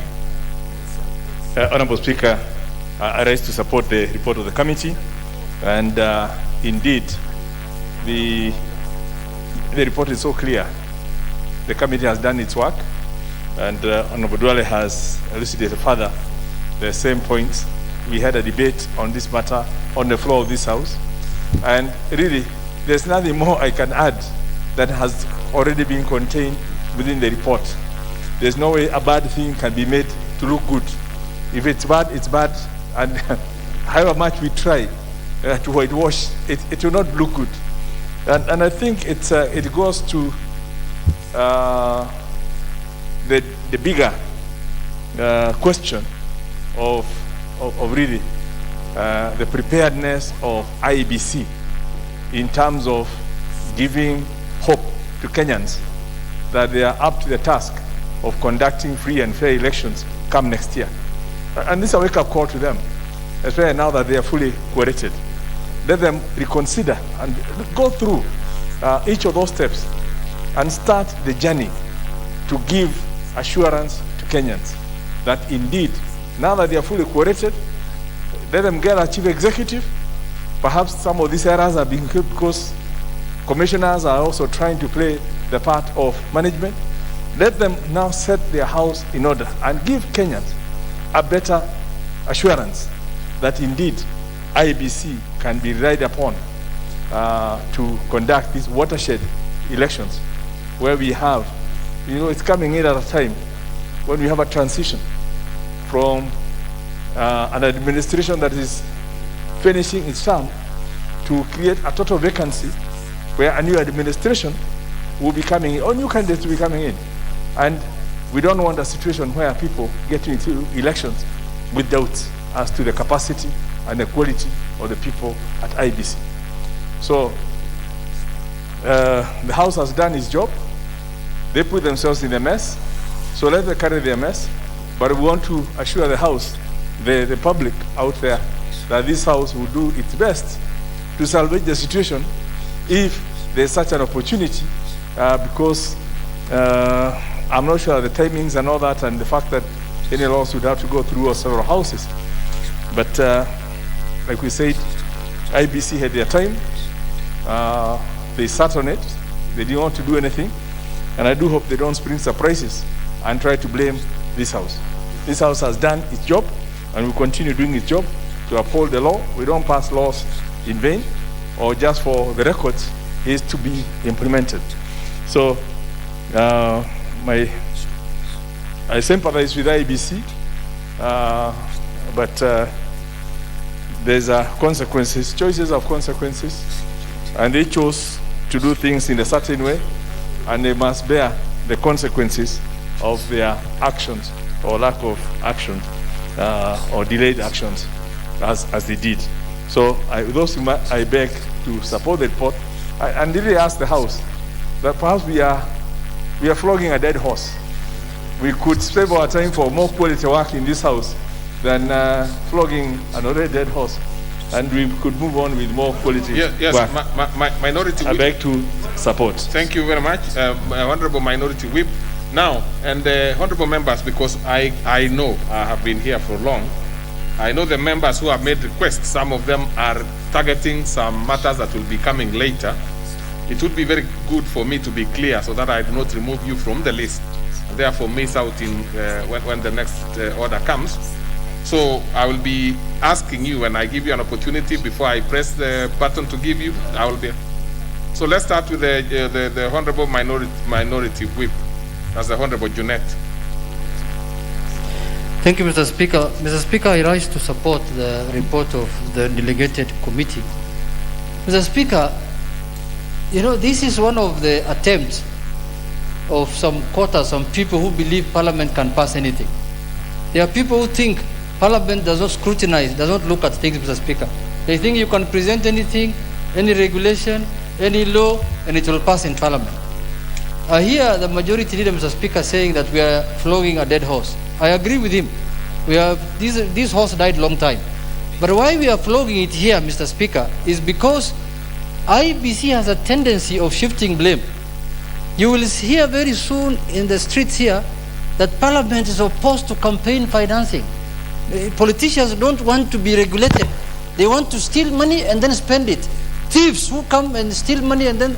Mr. Speaker, if IEBC had brought these amendments in good time, these regulations in good time, Mr. Speaker, there will have been no quarrel here. Mr. Speaker, this all boils down to the competency of the IEBC. Whether IEBC has, a properly constituted legal, department, Mr. Speaker. Mr. Speaker, this is an IEBC that had an election nullified by the Supreme Court. And the Supreme Court said there were irregularities and illegalities. The same IEBC now is bringing regulations which are illegal, full of irregularities and illegalities, Mr. Speaker. If you talk about them, Mr. Speaker, you will be told, oh, you have other issues. You don't want election, or you don't want... Now, what do we do now, Mr. Speaker? Mr. Speaker, and then the budget of IEBC, is not small money. The amount of money actually they spend on lawyers alone, the legal fees that they pay, Mr. Speaker, is millions of shillings, Mr. Speaker. The other time, the chair here just alluded that when they appeared before the committee on these regulations, they came with a battery of lawyers. See, all those lawyers will be paid properly, Mr. Speaker. But the fact of the matter is, the law was not followed when these regulations were made. Kenyans must be made aware that IEBC never followed the law. Because, look, if you want to know IEBC was inciting Kenyans, before tabling the regulations in the House as required, so they can be passed, Mr. Speaker, IEBC published those amounts, those figures in the Kenya Gazette, Mr. Speaker. They publicized. What they are trying to do is, the way Honorable Duale has said, to put the horse before the cart, or the cart before the horse, Mr. Speaker. And they were doing that deliberately to incite Kenyans that we have already given the ceilings. What ceilings? They are giving a presidential candidate to spend 4 billion. Where are we going to? Where is the president going to get 4 billion shillings, Mr. Speaker? That's actually a lie. A presidential candidate should spend not more than 1 billion. Even that is too high, Mr. Speaker. So, Mr. Speaker, I want to conclude by saying these are indications of that can worry someone on IEBC. Now that we're heading to the general election, Mr. Speaker, if IEBC cannot get it right in a small thing like a regulation, Mr. Speaker, I don't know how they will get it right on bigger issues that are facing them ahead in the 2022 election, Mr. Speaker. So, Mr. Speaker, IEBC must get their acts together properly. IEBC must give Kenyans credible election that is in line with the Constitution, that is in line with the laws, Mr. Speaker. Anything short of that, Mr. Speaker, they are preparing Kenyans for anarchy, Mr. Speaker, and chaos.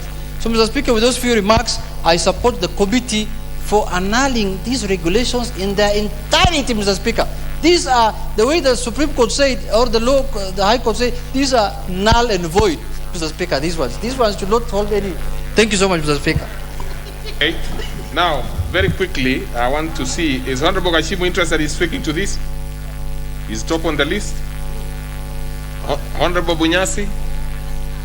Okay, then you have the floor.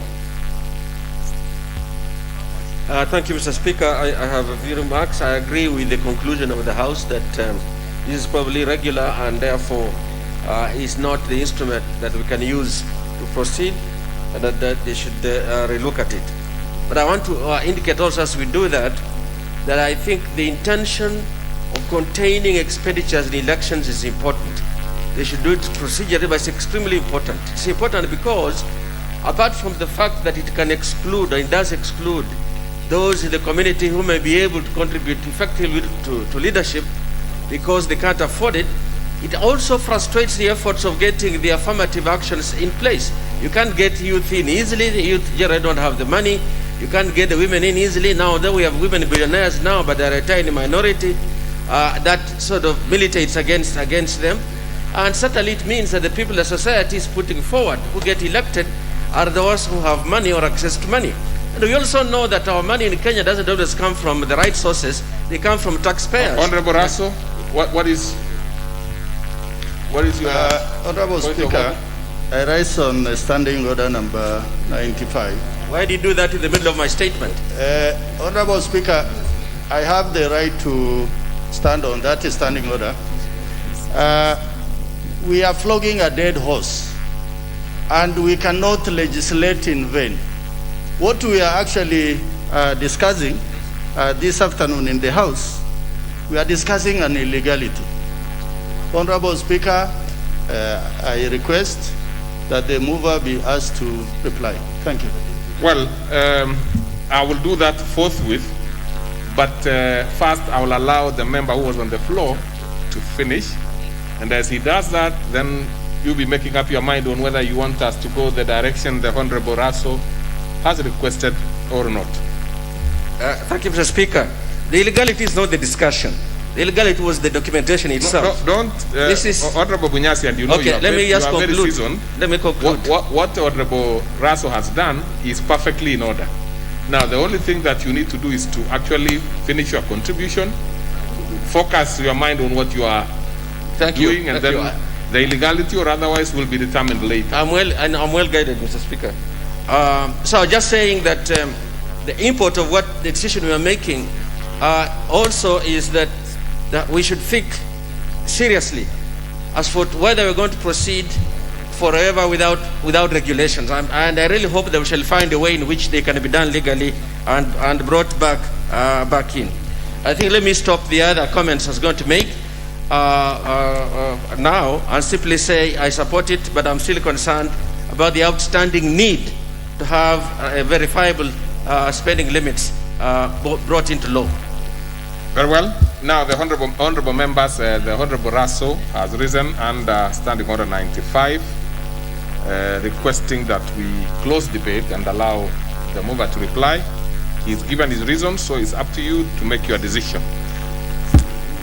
So, honorable members, will as many as of the opinion that the debate be closed and mover be called to reply, will as many as of that opinion say aye?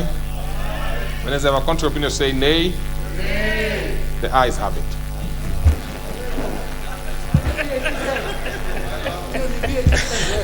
Thank you, Honorable Speaker. I must thank all the members who have made their contribution. Order, Honorable Nyikal. You know, let me just explain. It's not about the base. It's about feeling the mood of the House. And you know, that is the position. So please reply. Thank you, Speaker. I was saying that I wish to thank all the members who have made their contributions this evening or this afternoon. It is not lost on us members that we agree that campaign financing should be regulated, but IBC must get its act together. They should not just lash and bring regulations to this house, then start blaming or incite members of the public against parliamentarians. Mr. Speaker, like one member has pointed out, IEBC, without any color of thought, gazetted these regulations before they were approved by the House, and everybody was like, look, members must stick to these amounts of money. But we had not discussed those regulations, neither do we discuss the ceilings. So, and that is why we were saying as a committee, Honorable Speaker, that IEBC was not acting in good faith. So without much ado, Honorable Speaker, I hereby beg to reply. Thank you. Very well. And of course, I'll not put the question for the reasons that are clear. That one, therefore, will be deferred to the next sitting. Now, let's go to the next order. Order number 14, the Trustees Perpetual Succession Amendment Bill, National Assembly Bill number 23 of 2021, second reading. Is that by the Committee on Finance? Yes, are you prepared, Chair? I'm very prepared. Okay. I don't know, the majority leader was gesturing at me, but I'm very prepared. So I will take a brief moment, because I believe he was gesturing because there must be something else that is upcoming. So, Honorable Speaker, I beg to move that the Trustees Perpetual Succession Amendment Bill, National Assembly Bill number 23 of 2021, be now read a second time. Honorable Speaker, the country has by and large had a big debate on... Order. Honorable Chieng, you know, I know even with a small stint somewhere, you are a seasoned politician. You are a seasoned member of this House. You've been here long enough. You know that we can only address each other differently. So please maintain your peace. I'm sure you are a very keen listener and also a very keen contributor. So let's proceed. Let's proceed in silence and hear the lady in silence. Proceed. Thank you, Honorable Speaker. Honorable Cheng is gesturing in a manner like he wants to whip somebody. I don't know who that person is. But Honorable Speaker, as I was saying, the country has been in a situation where we have been looking for ways and means of ensuring that there is enough capital or money circulating within the country. And one of the ways through which you can actually have money around and no capital flight is by ensuring that we make laws that facilitate establishment of trusts, Honorable Speaker. Honorable Speaker, if you look at our current system of registration of trusts, they are long, they are tedious. You can file for registration of a trust and it can take 3 years, it can take 5 years before, Honorable Speaker, you have a trust registered. Honorable Speaker, that has discouraged many of our people from venturing into this otherwise very important area. Honorable Speaker, this bill seeks to amend the Trustee Perpetual Succession Act, Cap 164, in order to enable accumulation of generational wealth for the benefit of multiple generations. Honorable Speaker, currently, with the current system, wealth does not last beyond a single generation. If you have wealth, it is only likely that your children will probably deal with the wealth before even your grandchildren can have the wealth reach them. It makes provision for and defines the various types of trusts, including charitable trusts, non-charitable purpose trusts, and additionally makes new provision for enforcers of a trust. Honorable Speaker, the bill proposes to amend the provision on incorporation of trustees to recognize that trusts are registered with the principal registrar of documents and not the cabinet secretary. Honorable Speaker, the cabinet secretaries are very, very busy and they have a lot on their desks. And if you make registration of trusts a matter that has to go and receive consent of the cabinet secretary, then you're likely to take the 3 years that trusts are taking to register, Honorable Speaker. Honorable Speaker, the bill provides for creation of trusts with specific purposes, notwithstanding the absence of a beneficiary, and also provides for express revocation process where such trusts contain express powers for revocation for trusts otherwise deemed irrevocable where such express power is not provided. In addition, Honorable Speaker, there are instances where the person who creates the trust and transfer the property to the trustee, who is called the settler, would want to set up a trust to which he or she is a beneficiary. Honorable Speaker, the bill proposes to include the settler as one of the beneficiaries of trust property, provided they are living.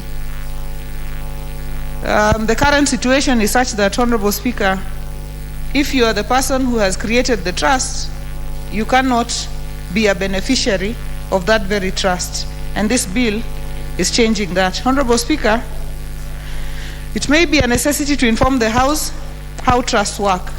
Firstly, a trust is simply a legal entity through which property or assets such as cash, real estate, or other investments can be projected, invested, and set aside to provide for specific people or causes that you care about, either when you're living or when you're dead.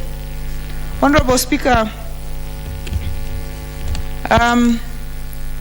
in summary, a trust holds assets and property in a fiduciary relationship by one party for the benefit of another. Honorable Speaker, the reason why we are keen and interested is because if we provide a favorable environment for creation of trusts here in Kenya, then you will not find people getting their wealth and property outside of the country in order to protect it for their future generations. We will be able to retain this wealth here in Kenya. We will be able to encourage all of us here to set up trusts. People imagine that trusts are only for rich people.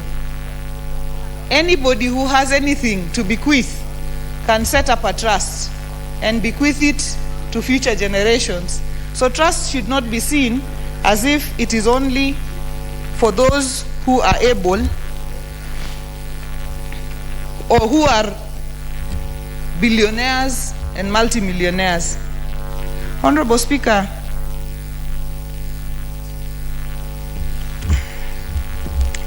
the committee carried out public participation on this bill, and I'd like to mention this because many times there is litigation as to whether public participation was conducted.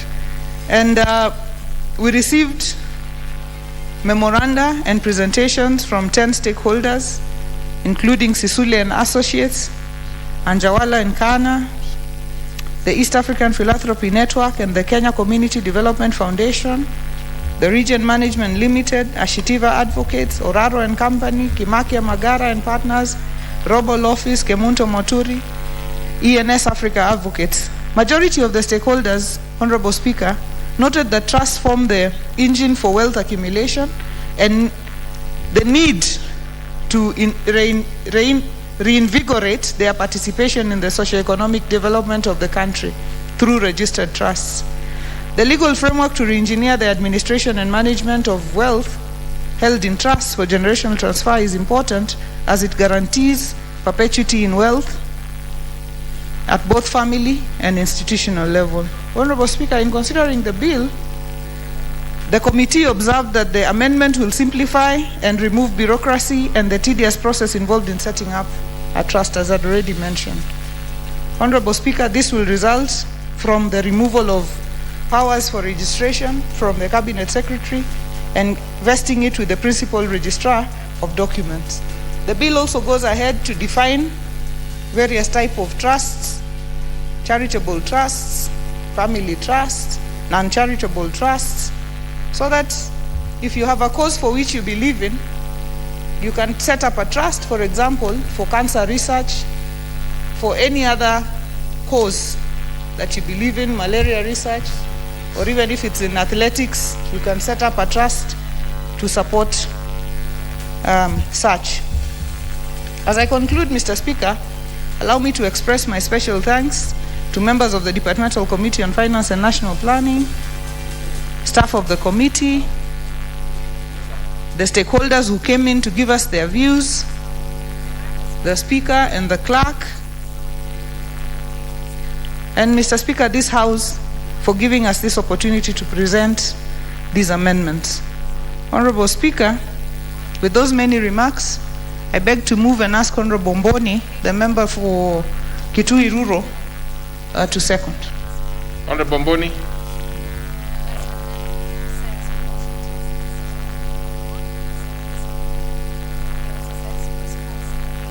Honorable Mboni, you have, I cannot see your card here, but I'll give you that mic anyway. I'm on. Thank you, Mr. Speaker, for giving this opportunity to second this bill. Mr. Speaker, all of us, we are seeing a situation whereby some families were very rich, but when the head of the household passes on, these families are really suffering because of mismanagement of the wealth which the head of household had created. Because maybe they don't even understand how to manage the businesses, how to manage such a wealth, and therefore this bill tries to cure that. One reason to set up a trust is actually to protect wealth so that it can benefit generations to come. And one important proposal in this bill is a situation whereby one can create a trust and you can also become a beneficiary of it. What I'm saying is that one can create a trust, transfer all the assets and business to that trust, and also becomes a beneficiary. One advantage of this is because you can actually assess if these your trustees can really manage your wealth. We have seen cases whereby families have gone to court because they feel that the trustees are mismanaging their assets and their businesses. So, Mr. Speaker, those few remarks, I beg to second. Thank you very much. Very well. Other members? Therefore, I propose a question, which is that the Trustees Perpetual Succession Amendment Bill, National Assembly Bill number 23 of 2021, be now read a second time. Now again, because I'm trying to see the members who want to speak to this, because I know the rest are waiting for the other one. The Honorable Gishimu, again. The Honorable Sankok, I think he's waiting for the next one also. The Honorable Majimbo Kalasinga, I think he's also waiting for the next one. Honorable Oduol Odhiambo, you want to speak to this one? Out of order. Sit down. Honorable Dida Jaldesa, is it this one? The next one. Honorable Akuame Adipo. Next one. Honorable Duale Dahir. Next one. Honorable Bunyasi. Next one. Honorable Kingola Macau. Next one. Honorable Pasaris Rosana. Honorable Wario Gufu. Honorable Raso, member for Saku. Also next one. So then, honorable members, those are the members who have pressed there, who have actually made requests. It seems therefore that there is no member who wishes to contribute on this particular one at this point in time, and therefore You see, honorable members, you do not at one point say you don't want to speak, and then on the other you say you want to speak. So it means we have only 2 members who want to speak from where I sit. I see the Honorable Pasaris. You want to speak to this Honorable Public Trustees? Then the Honorable Kingola, and then we'll ask the mover to respond. So, Honorable Pasaris. Thank you, Mr. Speaker, sir. Mr. Speaker,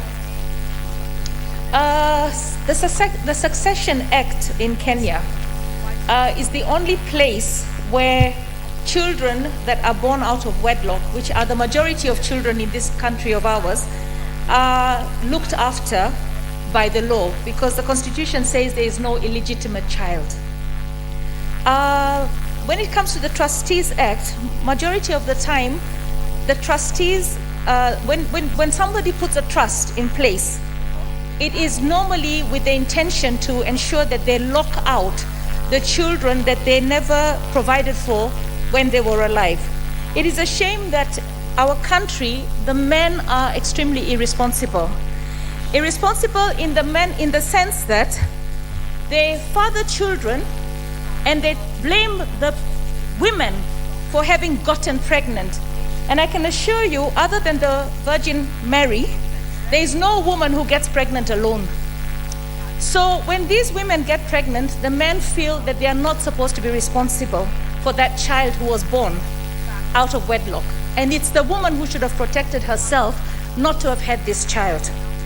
It is impossible, even if you have the most stringent birth control, for a woman to have 100% surety that she will not get pregnant. And if men do not want to have children, then they can very well go and have a vasectomy. But of course, when you tell men to have a vasectomy and be part of the family planning process, which this country is in dire need of, they are scared because they think it alters their manhood. What I can tell them is it doesn't alter their manhood. If anything, they can enjoy themselves without feeling burdened by having children. So when we talk about a trust, when people form a trust, it is because they want to trust certain people with their estates, or to deny certain people access to their estates. So when you have an act, and I believe that we're trying to amend so that we can make sure that the children are well provided for, even within the Trustees Act. When you have a trust, you, like the Karume Trust, for instance, you choose people that you think are upright in society, and you give them the mandate to look after the estate. Unfortunately, without strong laws, the trustees can very well misuse and abuse the estate of the people who had this trust. Or the trustees can actually end up charging so much money for managing the trust, in the sense that in the end the trust becomes theirs. What happened with the Karume family is actually very distasteful, because you find that the family who was supposed to be the beneficiaries of this trust never got access to it. They never managed to enjoy the fruits of their grandfather's hard work because he trusted a few people. So there should be laws that also protects against unscrupulous trustees. But at the same time, we should make sure that a trust does not go against the Constitution and creates illegitimacy of children born to certain powerful, rich men who basically do not provide for these children. So when I stand here, I know that single parenting, we know that we have so many single mothers, we know that we have so many widows. We've seen widows being locked out because maybe they're illiterate, maybe they don't understand the law, maybe they can't access the wealth of these men that they were married to, or men that they cohabited with, or men who actually looked after them during acquired parental responsibility during the tenure of their life. So we need laws that look at our society. We can't borrow laws without understanding what is the psyche of the Kenyan society. I know that there are quite a number of members of parliament here who, when it comes to looking at the laws, they worry about what will happen in case we drop dead. Will our burials be stopped because we've affiliated and not provided? We've affiliated and not acknowledged these women publicly. So they show up at the day of the funeral because they didn't think you're going to die, but people will die. So I feel that as long as we have irresponsible men who do not want to cater for the children because they think it's the woman's responsibility, we need stringent laws that ensures that not only a child is provided for when the man is dead, but also when the man is alive. So I really believe that these amendments that we're having will look into the interest of ensuring that as far as our constitution goes, there is no illegitimate child. Single parenting is a crisis. Women cannot be single mothers. At the same time, the man is there, he's earning income, he comes to court, he denies that he's earning this kind of income, he doesn't cater for his children, and then we say, why did you get pregnant? It takes two to tango, it takes two to make a child, and I feel that the responsibility in our constitution right now is protected by succession, but we need to make sure that even in that succession, if there is a trust, that the trust is able to also protect the interest of the beneficiaries of that trust. What's your point of order? And not. What's your point of order? Honorable Speaker, you know sometimes. Now, when a member, one of them is standing, the other one must sit down.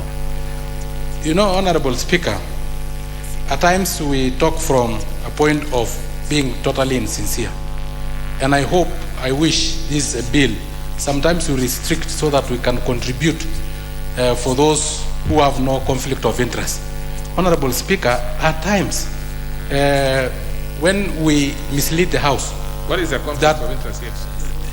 That some men will think that when they fall dead or they are men who are not caring enough, Honorable Speaker, I think Honorable Passaris was misleading the House because, again, even the women, when they were being sent fare, why did they not save that fare? Why did they not save all the money? The man had also a burden during that relationship, Honorable Speaker. You are contributing. Yes, even a man also had some burden to carry. So they should also carry their burden of being pregnant. You know, let us also have some conflict of interest being declared. Order.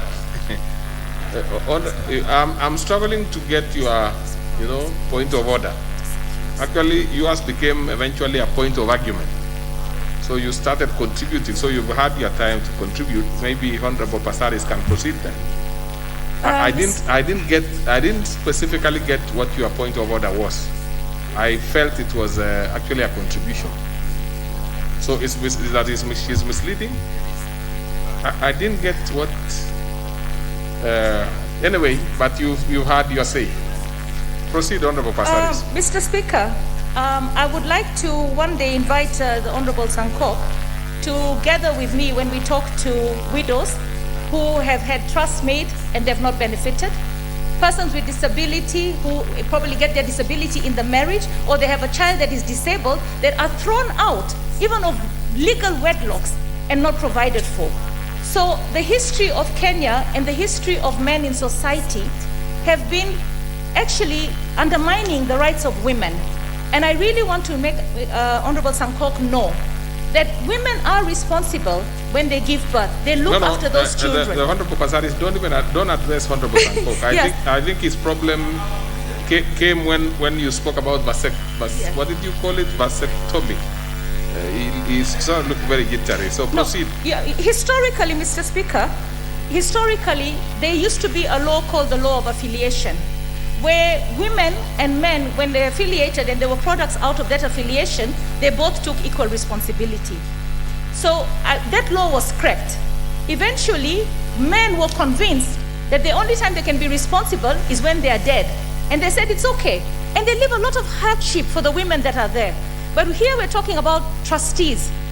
When a man or a woman actually has money to leave for their children, and they appoint trustees, people that they think would actually look after their families. If we don't have laws to protect the estate, to provide for the children, then we will end up with a lot of children that are not able to access the wealth. We've seen cases like even the Koinange family. The cases are still in court. The only people that benefit are the lawyers. So we need laws to ensure that the beneficiaries of a trust, of hardworking parents that have put it for their children, whether men or women, are well governed. so that the beneficiaries can actually access this money and continue living in the lifestyle intended for them by their parents. Thank you, Mr. Speaker, sir. Okay, the Honorable Kingola.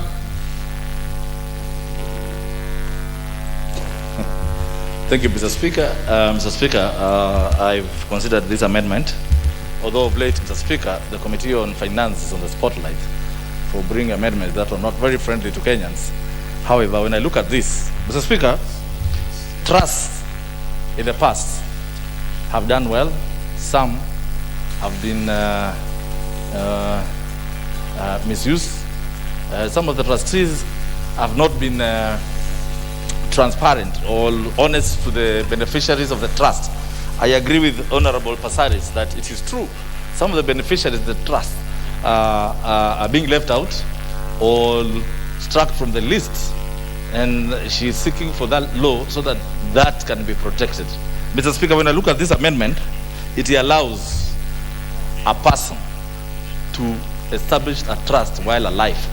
And I think, Mr. Speaker, that is one of the best amendments that I've ever had from this committee, because now anybody in this house is a potential appointer of a trust. So it is important if we admit this amendment so that when people are living can appoint a trustee, see how they run his affairs, see how they invest his wealth, so that even by the time of demise, as he exits, he knows that trust is creditable to this much. So, Mr. Speaker, I cannot speak much. Right now, when you look at, unfortunately I come from Mavoko, where there are so many self-help groups that were applying for chambers from the government. And what is in place now, the government has requested that all those self-help groups should come together and form a trust. Why? Because the government seems to trust the trust more than the self-help groups. So I think, Mr. Speaker, this going forward should be encouraged, so that even me and you, when we are alive, we appoint trustees, all start trust that we can see their performance, so that we don't have issues or bad examples like that of Jenga Karume, who has been several mentioned here, Mr. Speaker. And I think I encourage this law to be legislated, and that is going to help generations to come. I thank you, and I support the amendment. Thank you, Mr. Speaker. Okay. I see another one person interested here, Honorable Professor Odhiambo. What is...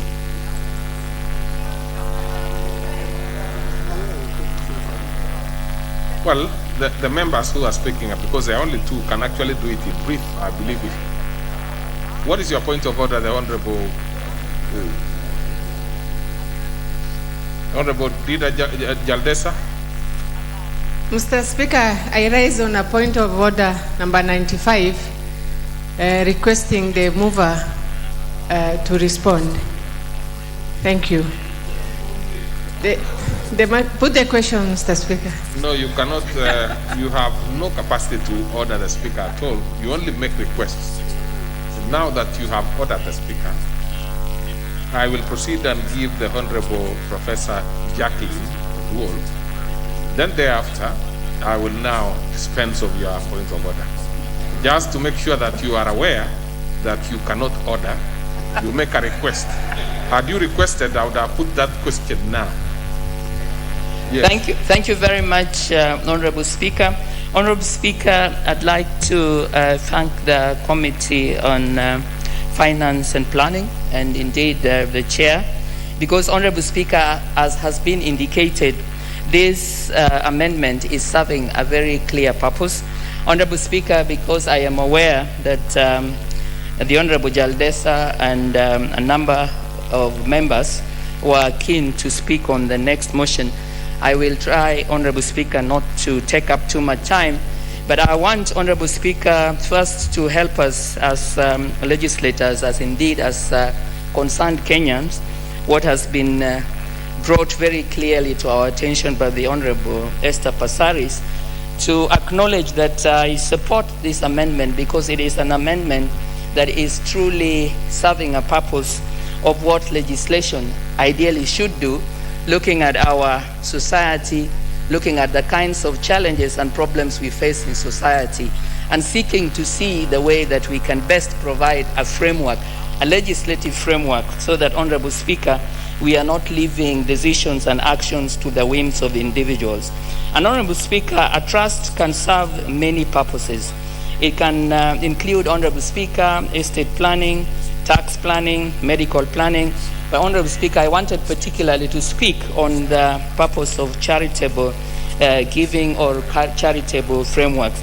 Honorable Speaker, in our country today, we have a tendency where we have lost the sense of responsibility, or indeed the Ubuntu spirit that we had, where we would want to be sure that we are able, if we are concerned with certain issues, it could be widows, could be how orphans or any other group that are disadvantaged are experiencing life.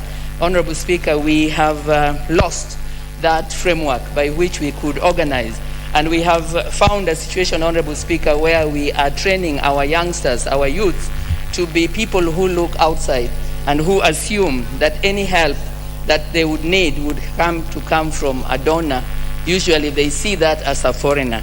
Honorable Speaker, I support this amendment because it is clear that this amendment is helping us to see that we now have a very clear framework where we can see the manner in which we can manage and invest not only our money, our property, not only for dealing with issues that will be concerned with family, but indeed, Honorable Speaker, how we can ensure that there will be a way of giving and contributing to a matter during our lifetime and indeed even after our death.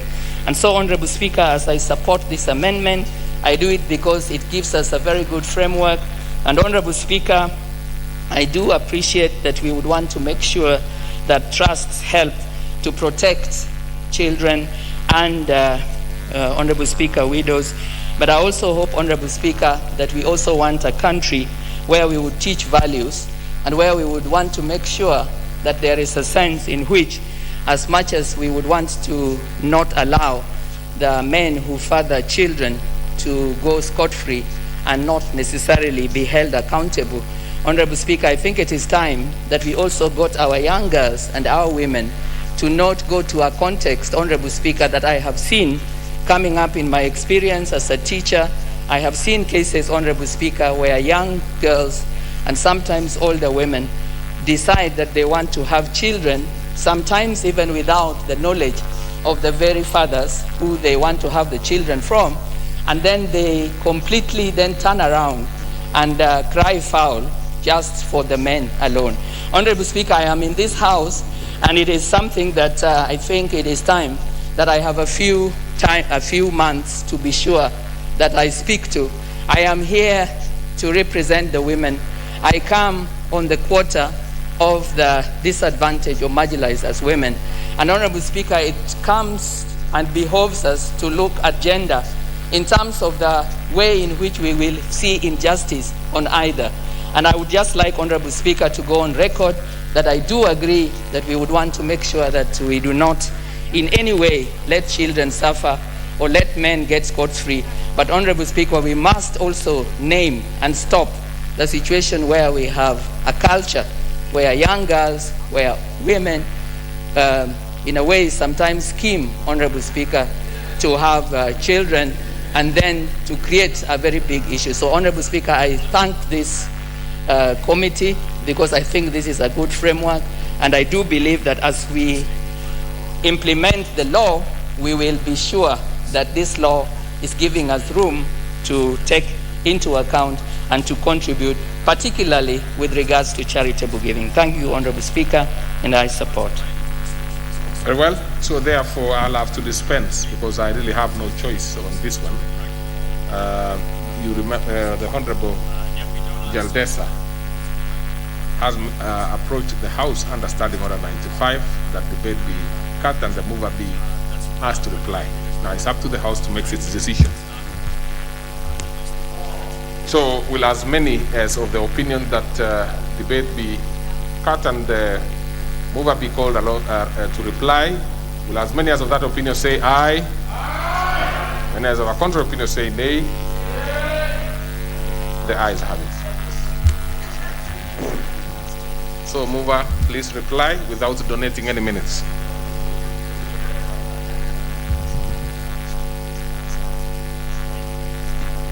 Honorable Speaker, how did you read my mind? Well, it happens all the time, and you know the standing orders are fairly clear on this one. Because I was hoping that when you cut debate, you cannot donate time. You can only donate time if it is in the regular session that your time is over. Yeah, I was hoping to make a... What is your point of order, the Honorable Millie Odhiambo?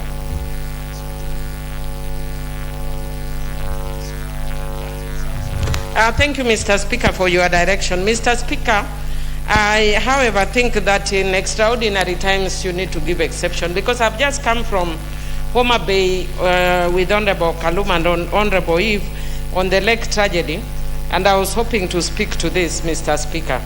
Yes, and I know that our standing orders may not allow, but you have discretion under standing order number 1, Mr. Speaker. Well, unfortunately, Honorable Odhiambo. Otherwise, Mr. Speaker, is support.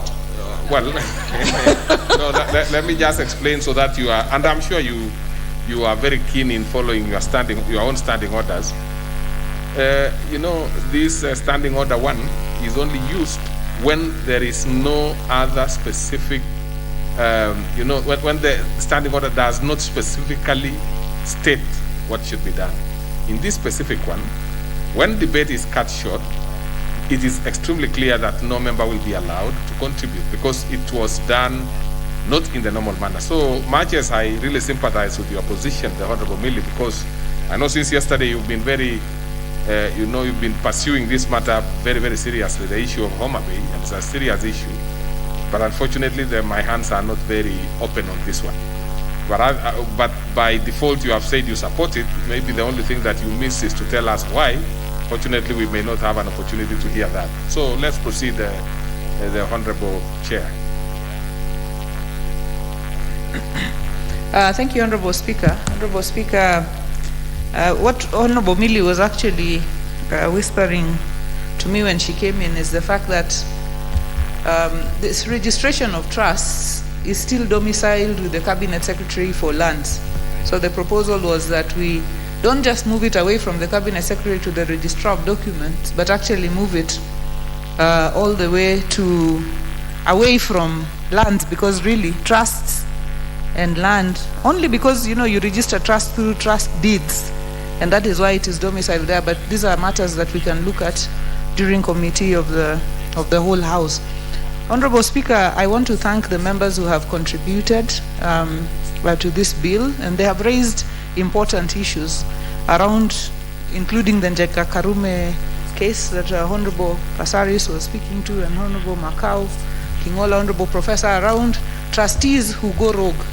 So one of the amendments that we are making is also tightening up on trustees, you know, so that there is a bit more reining in on trustees so that they do not go rogue in the event of death of beneficiaries, and then we result in something of the sort of the Njenga Karume case, because this is what is moving people away from registration of trusts. Because you find that all of us here in this parliament, and even out there, as I said when I was moving, trusts are not for wealthy people only necessarily, but people are discouraged from registering trusts, even for causes they believe in, because of an ambiguous, opaque law that makes registering trusts so tedious, and that then discourages everybody, and everybody thinks that to register a trust in this country is taking 3 years or 4 years, and people take their money abroad.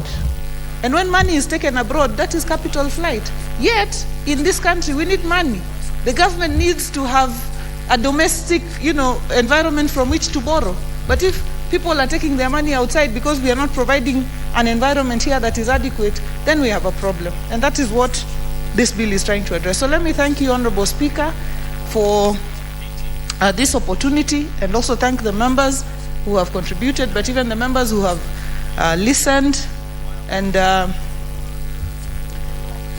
even those who were not able to contribute, like Honorable Savula. I'm sure there is another opportunity. Just read the report. If you have views, we can come and debate during Committee of the Whole. But Honorable Speaker, with those many remarks, I beg to reply. Very well. As you put it.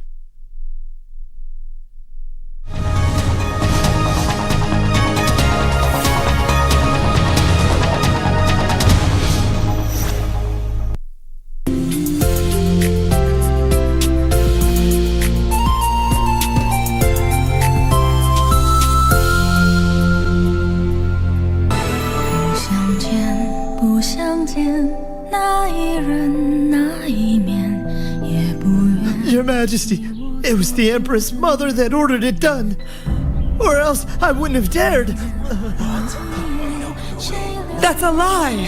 After what he said in court, I think most officials won't believe that. It's you behind this thing. Hold on.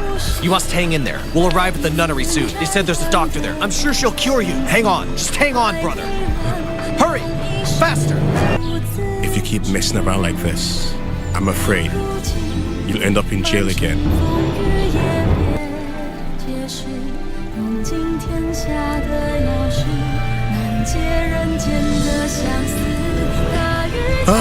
Dr. Han, watch out!